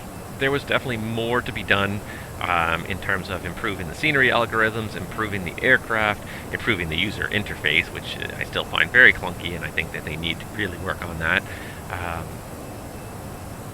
Lots of things need to be improved. I think the ability to change aircraft without exiting the sim. Like if you're at an airport and you're parked at a gate and you just want to try different aircraft, you shouldn't have to exit the sim and then re-enter it just to load a different aircraft. I think we should also be able to skip to different airports a little bit faster. We should be able to switch to airports within the sim without having to exit all the time. Yes, there could be a load time associated, but I don't think we should have to go and exit and restart just to get to a new location. I think those kind of things are missing. Even to reload the flight plan, you have to exit the sim and then restart it. And I mean, this is something that has always been available in P3D. You go into the menus, you get navigation, and you can do flight planner, and you can change your flight plan. I'm not a big fan of the default flight planning, but that's really the only way to get flight plans into the GPSs of your various aircraft. You could put them in manually, but it's so tedious to use the mouse with those GPS systems that I enjoy loading the flight plans. However, loading the flight plans requires you to exit the sim, so you may be parked at a specific location with a specific amount of fuel, and then you exit the sim and reload the new flight plan, and you get moved to a different parking spot. Your aircraft is configured differently than when you got out of it 30 seconds ago. These are things that I kind of take for granted, like being able to change the flight plan or the airport without the airplane. Things that you can do in the FSX and P3D world that are disabled. So I find that one of the things that annoys me is that it feels like there are less features to the new sim. Things are simplified, there's less interactivity options. So you can't switch aircraft, you can't switch airports, you can't switch flight plans. Once you're in the sim, you have to exit, and that I really disagree with. Other things that I think need to be improved, I think the ATC system is just a horrible system, first of all, but I think there needs to be a hotkey to just trigger it. I don't believe there is that I've been able to find, unless I just don't know what it's called and I haven't searched properly for it. But you should be able to just, turn ATC on and off on the fly without having to go into the menu system in the sim. So there's various things like that the interface still very clunky. I think there could be a lot better setup of the interface. A lot of things you have to kind of go into menus for that you shouldn't have to go into menu for. To change options. Some options you should be able to change without necessarily stopping the flight that you're doing. But that being said, it's a huge improvement over the previous generation of sims. Yes, the flight dynamics are not fantastic. A lot of the default airplanes really kind of suck. And even a lot of the default scenery is not great in that it's not like hyper realistic, but it's still a generation better than where we are with this sim. The way the world, it's not perfect, but the way the world is blended together, the way the auto-gen is generated is really well done. It looks really good in a lot of areas. There are areas where it's not great. Areas that have had very sparse data especially.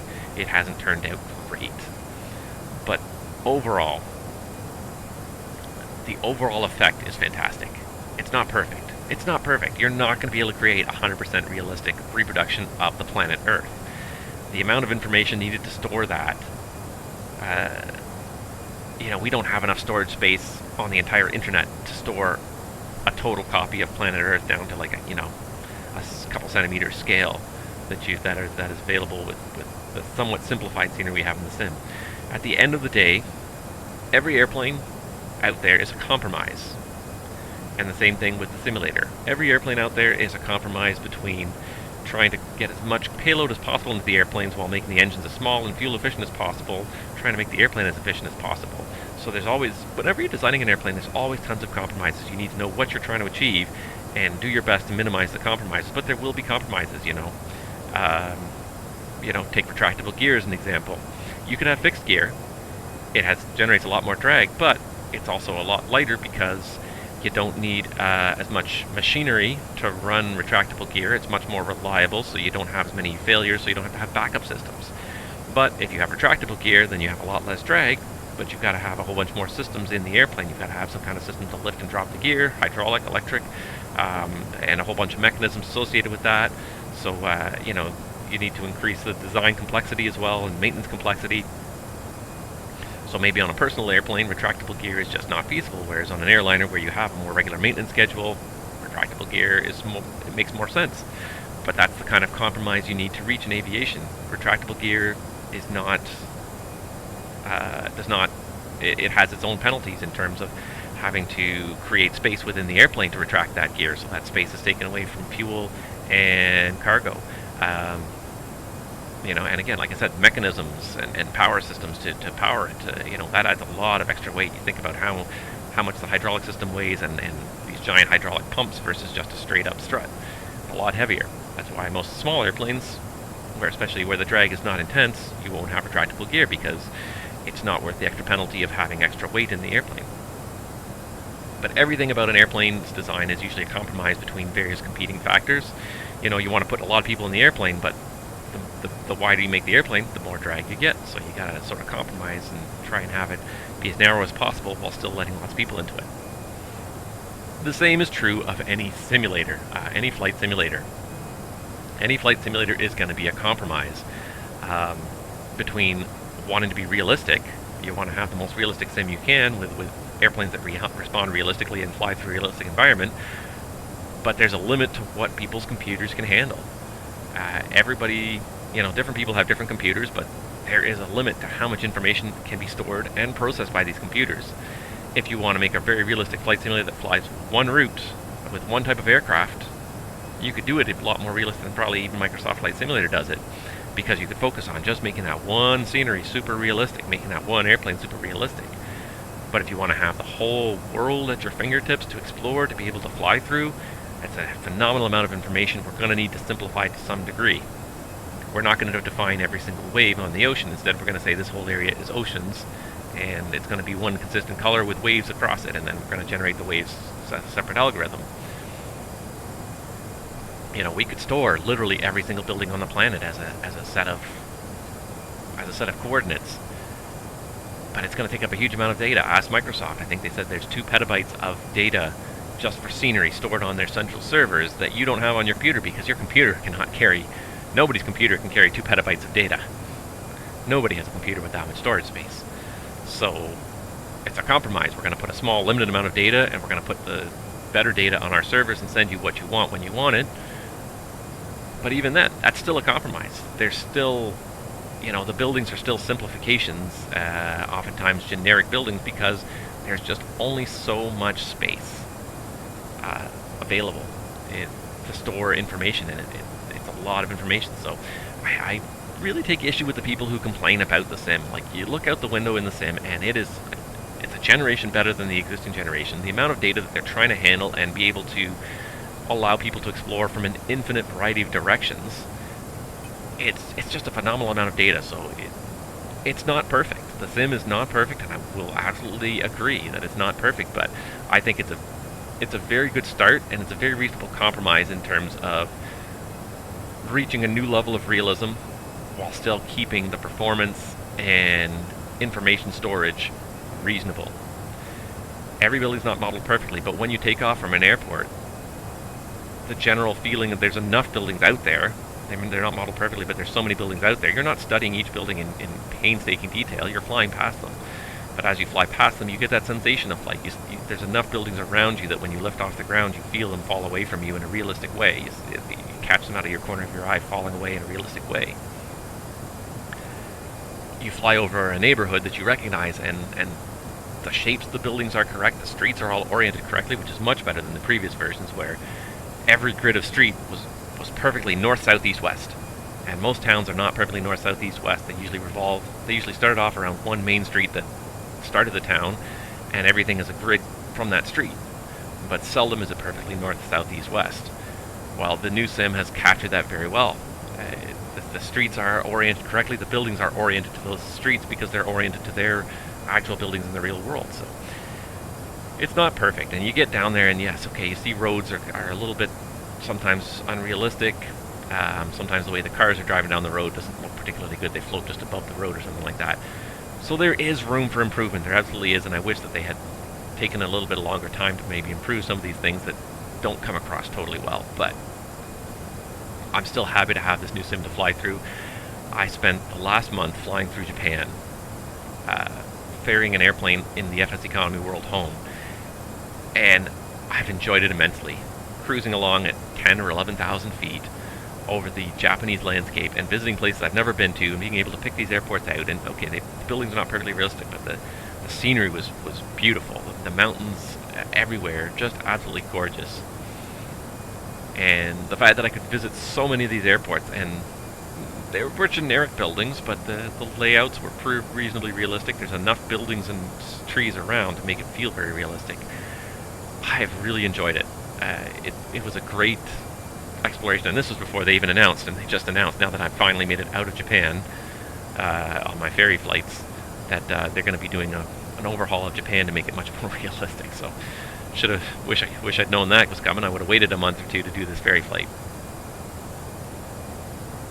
But even the default scenery looks good enough. I don't mind flying to default airports. I don't mind flying over default landscapes because they look really good.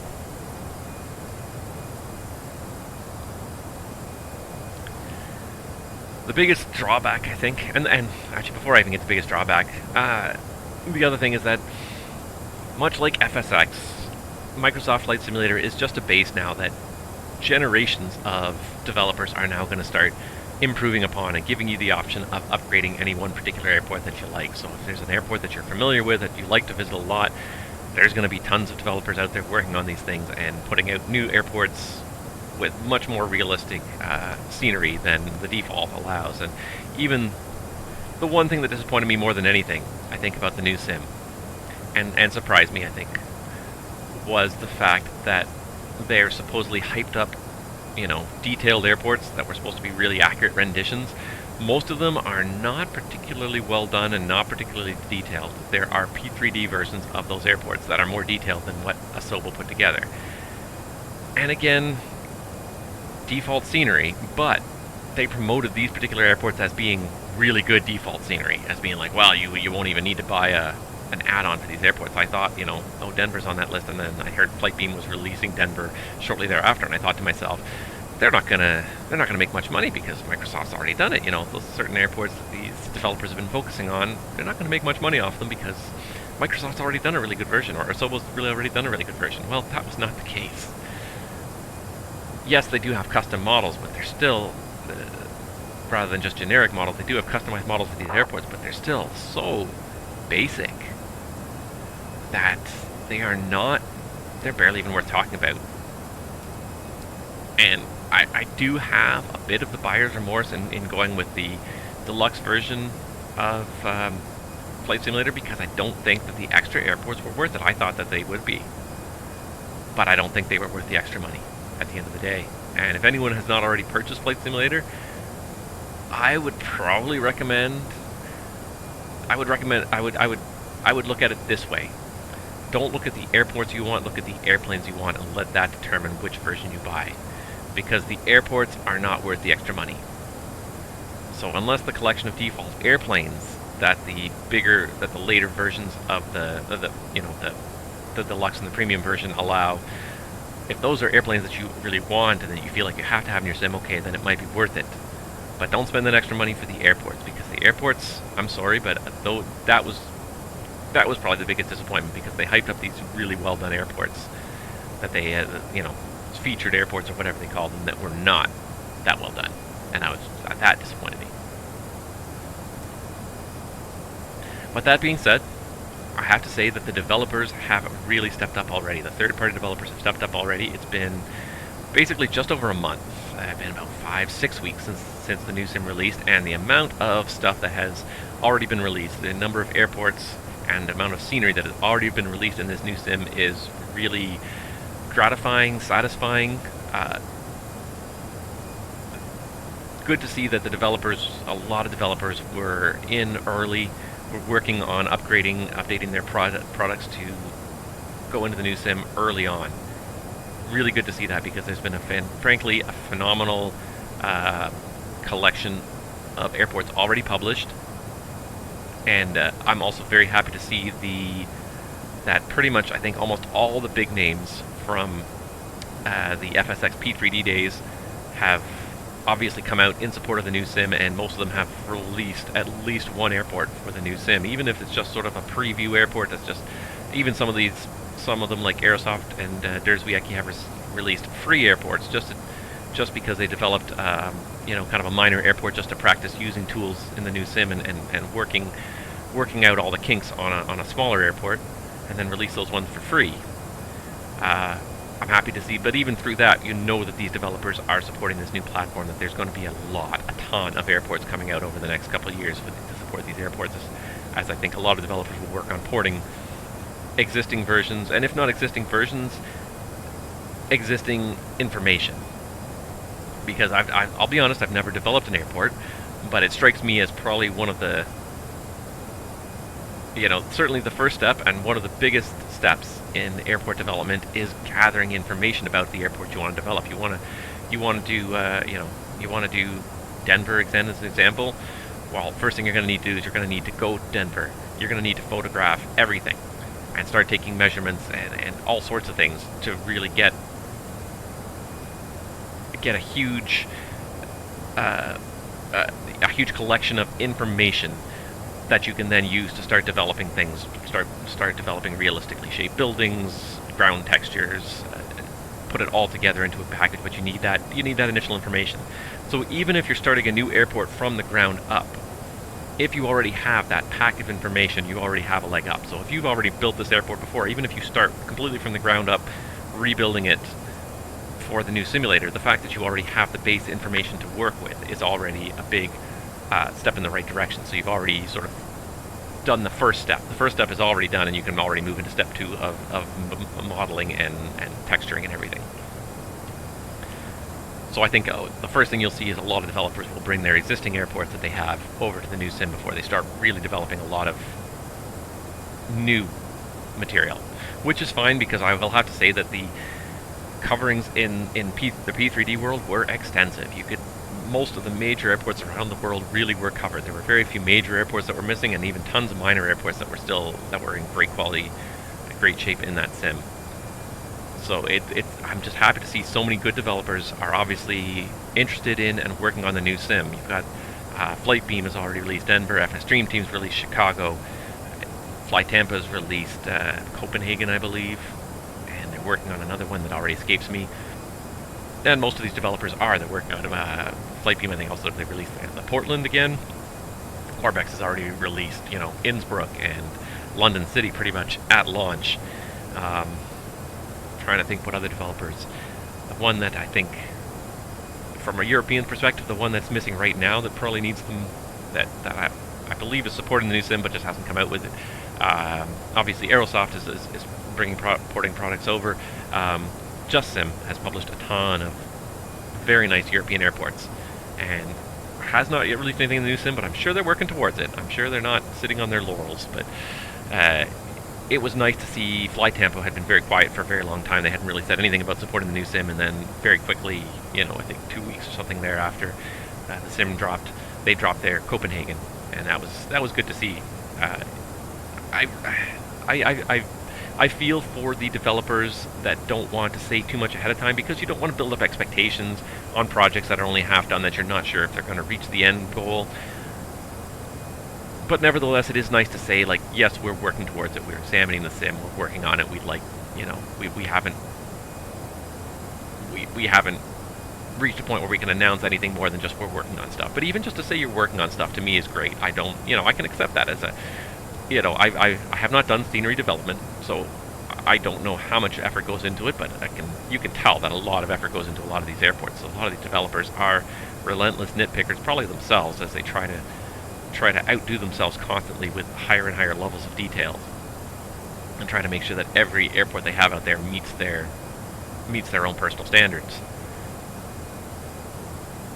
But even just an acknowledgement sometimes, yes, we're working on it, is all we really need to hear, and that will usually, I think, that will usually placate the flight sim community for quite some time, for quite a few years. Maybe not for quite a few years, but at least to know you're working on it.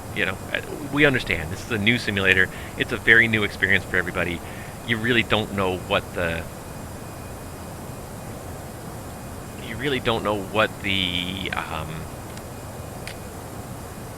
how the whole package fits together, how everything works. You're learning as you go here, and that's fine, and I totally get that.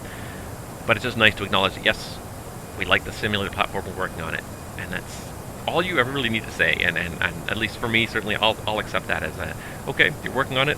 I have my own projects that I work on that sometimes take a very long time to do it well. Those of you that have seen my systems videos know that I spend a lot of time on these systems videos, and they don't come out often because I spend so much time on them, because I am a perfectionist, a nitpicker. I will go through them, when I think I'm done a video, I will probably watch it 3 or 4 or 5 times straight through, and I will nitpick the tiniest little things out of it.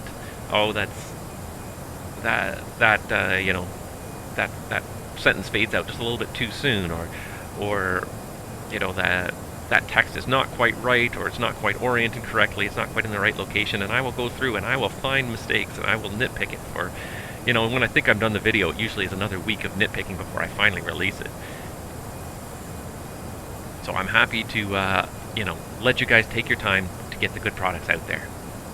But I'm happy to see the number of developers that have already released stuff, and it keeps on growing very quickly here.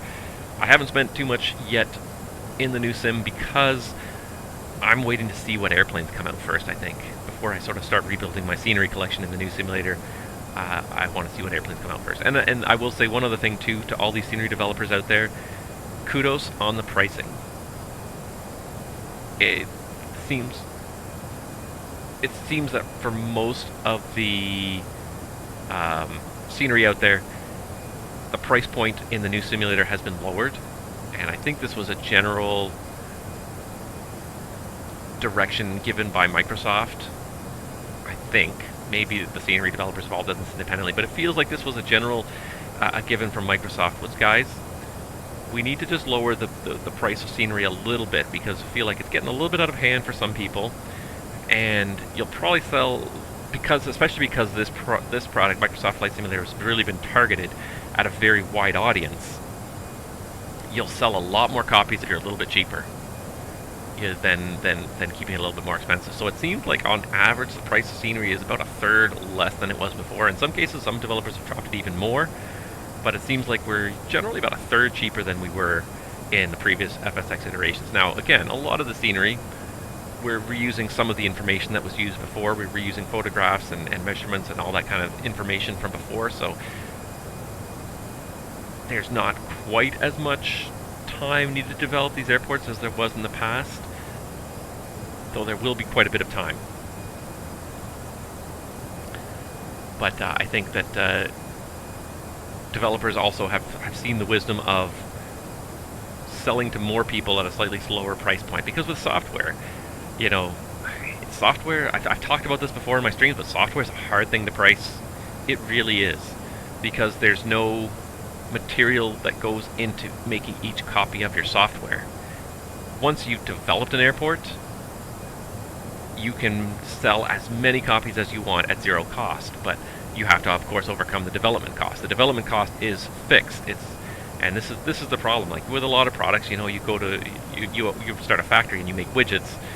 You know, you need wood and metal to make every widget, and it costs X number of dollars to buy that, and X number of dollars to buy a machine to put those together, and X amount of dollars for electricity. There's a very known price per unit, the minimum price per unit that you have to charge in order to make ends meet, and then you usually just mark it up by a certain percentage to sort of help cover the fixed costs and make a little profit off the top. With software, it's a very hard thing to do, because there's no fixed cost, there's no per unit cost. There's one fixed cost, and you have to hope that you're selling enough units to overcome that. But I think that a lot of cases, a lot of developers have come to the conclusion that they're probably going to sell, especially with the wider use through the Xbox Game Pass and everything else, the wider market, they're probably going to sell more products if it's a little bit more reasonably priced, a little bit cheaper. If it's a little bit cheaper, they'll probably sell to a whole bunch more people and hopefully make a lot more money in the end. Guys, you know, as a consumer, I love this strategy, and I hope it works for the developers too. I hope that they can end up making more revenue instead of less, because they're charging a little bit less, but more people are buying their products. I hope it works for you guys, because I frankly appreciate it. I love the idea of having a lot of realistic airports to fly to. However, I've been holding off on spending mostly because I want to see what airplanes come to the sim first, and that to me is the biggest thing. What's going to be the first good airplane in the sim? Aeronauto's released a couple of airplanes. They're not much better than the default airplanes. They look pretty, but in terms of systems and handling, they just use basic P3D or basic flight simulator qualities that they don't build on and improve any of that, and the systems are just as poor. I can't say this to a certainty with the flight simulator airplanes because I have not bought them, but on principle, I don't usually spend a lot of money at Aeronauto products because I just don't feel they're generally worth what they charge for them. The lack of systems, they're really pretty models, but the lack of any kind of systems depth at all, and even the lack of troubleshooting and product follow-up and support really is a bit disappointing from Aeronauto as well.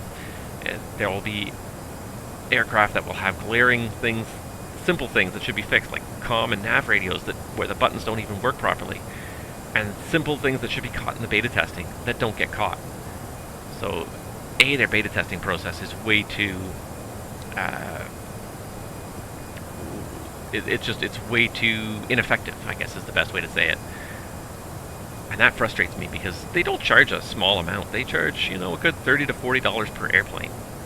And actually, I don't remember if they've gone downscale in Flight Simulator because I just sort of ignored their releases. They've released 2 airplanes so far, but for what they were charging before, unless it was an airplane I felt I had to have in my hangar, I just never felt like their products were really worth it. And certainly I wouldn't want to spend a lot of money on them. Because the other thing too is that when you do find these bugs, and people have reported these bugs, fix them. Release an updated version and fix them. Like, a lot of them are simple bugs, but they just they speak to a lack of respect for the consumer at the end of the day. They spend a lot of money on making some really pretty visuals, but the product barely functions, and then they don't support it. They don't even provide an update that fixes basic functionality problems. And that to me is truly disappointing, because flight simulation is a pretty small community in general. You're going to be coming back to the same people time and time again, asking them to pay you more money for new products. You don't want to alienate your customers too much. So outside of the Coronado and the cheap aircraft developers, what do you think is going to be the first really big airliner that's going to launch in Flight Simulator? I don't even know where to go with this, because everyone's been very tight-lipped. People have said, yes, we're developing stuff, and then they're really very tight-lipped about the development process. And again, I get it. As I said before, new sim, new challenges, you don't want to make promises that you're not going to be able to keep. PMDG is the only one that made any real kind of target, and that's because their target's pretty far out. I think they said second quarter of next year. Their first half of next year sometime anyways. They're aiming to get their NGX onto version 3 onto MSFS. Is anybody going to release before that, do you think? That's the real question. The only one that's really kind of hinted and actually done some screenshots is Aerosoft with their RJ being built from the ground up again, their CRJ product. It sounds like they're working on it.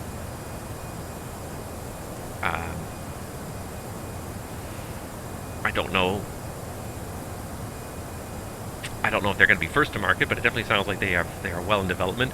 I think they recently reported too that they've expanded their team to the point where they can have 2 full aircraft development teams working simultaneously. So hopefully the 320 and the RJ are working in tandem. Although I think they said they were working on Twin Otter, but I'm hoping that the Aerosoft Airbus is going to follow not too far behind, because it is a good product, and I hope it makes it into the new sim. I enjoy it. I use it a lot.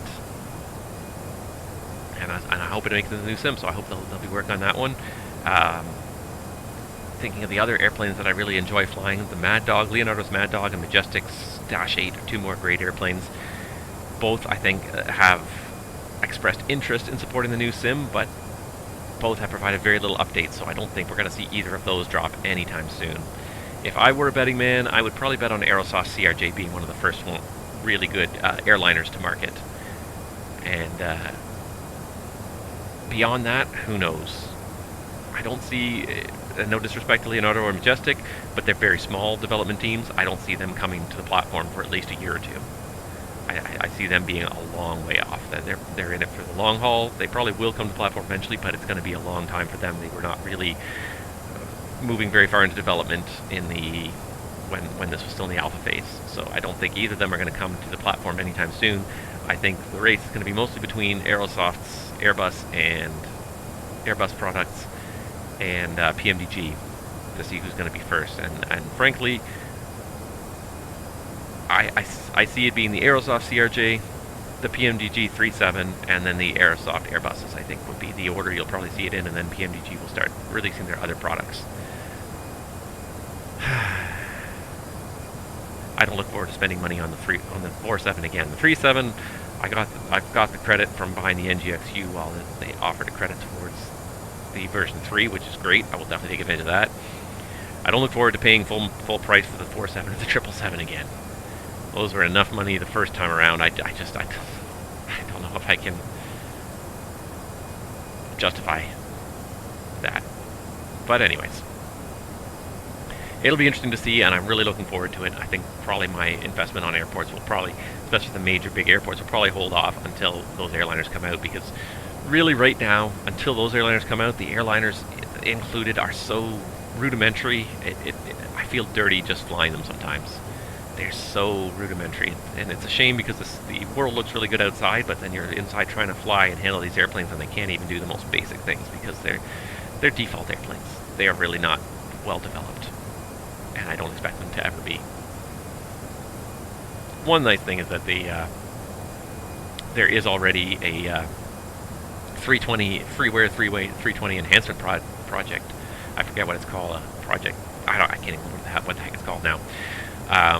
But basically is trying to represent what Zibo did, the Zibo mod did for the X-Plane 737, and basically take the generic airplane and just start to tweak it and modify it to make it incredibly realistic. And they've already released a couple of versions of that. They've done some very basic stuff in the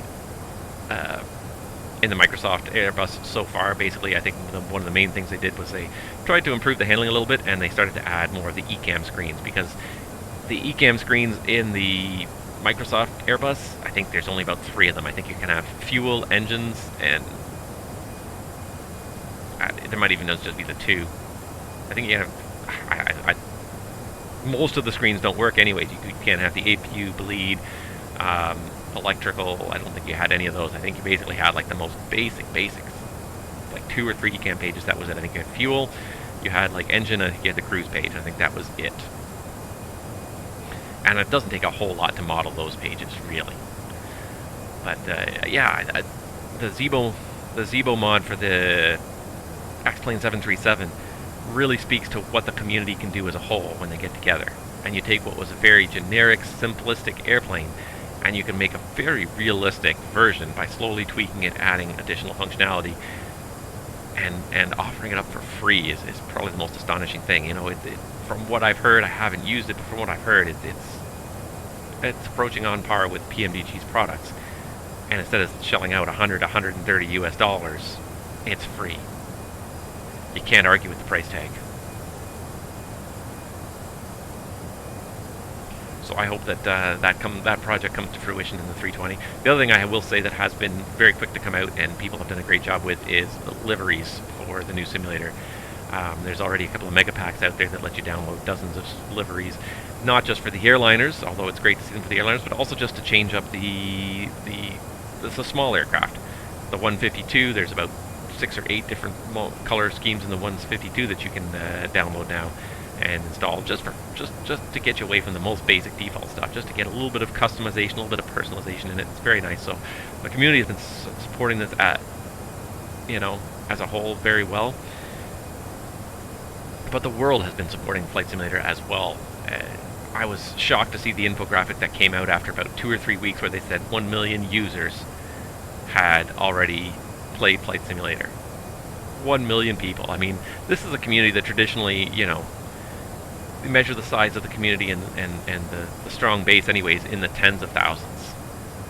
And to have already had 1 million people play with this Flight Simulator. Now, I will absolutely grant and concede that most of these people are not long-term users. But if you just even get 5% of those people to become long-term users of the sim, that's a huge growth to this community as a whole. So even if just 5% of people decide they will want to join and perhaps, become a little bit more serious, join VATSIM, download some more advanced aircraft, learn how to fly an aircraft properly, realistically, that's another 50,000 people in the community as a whole, supporting the developers, supporting the networks. That's great. And I think FS Economy is the first one to really, truly benefit from this Microsoft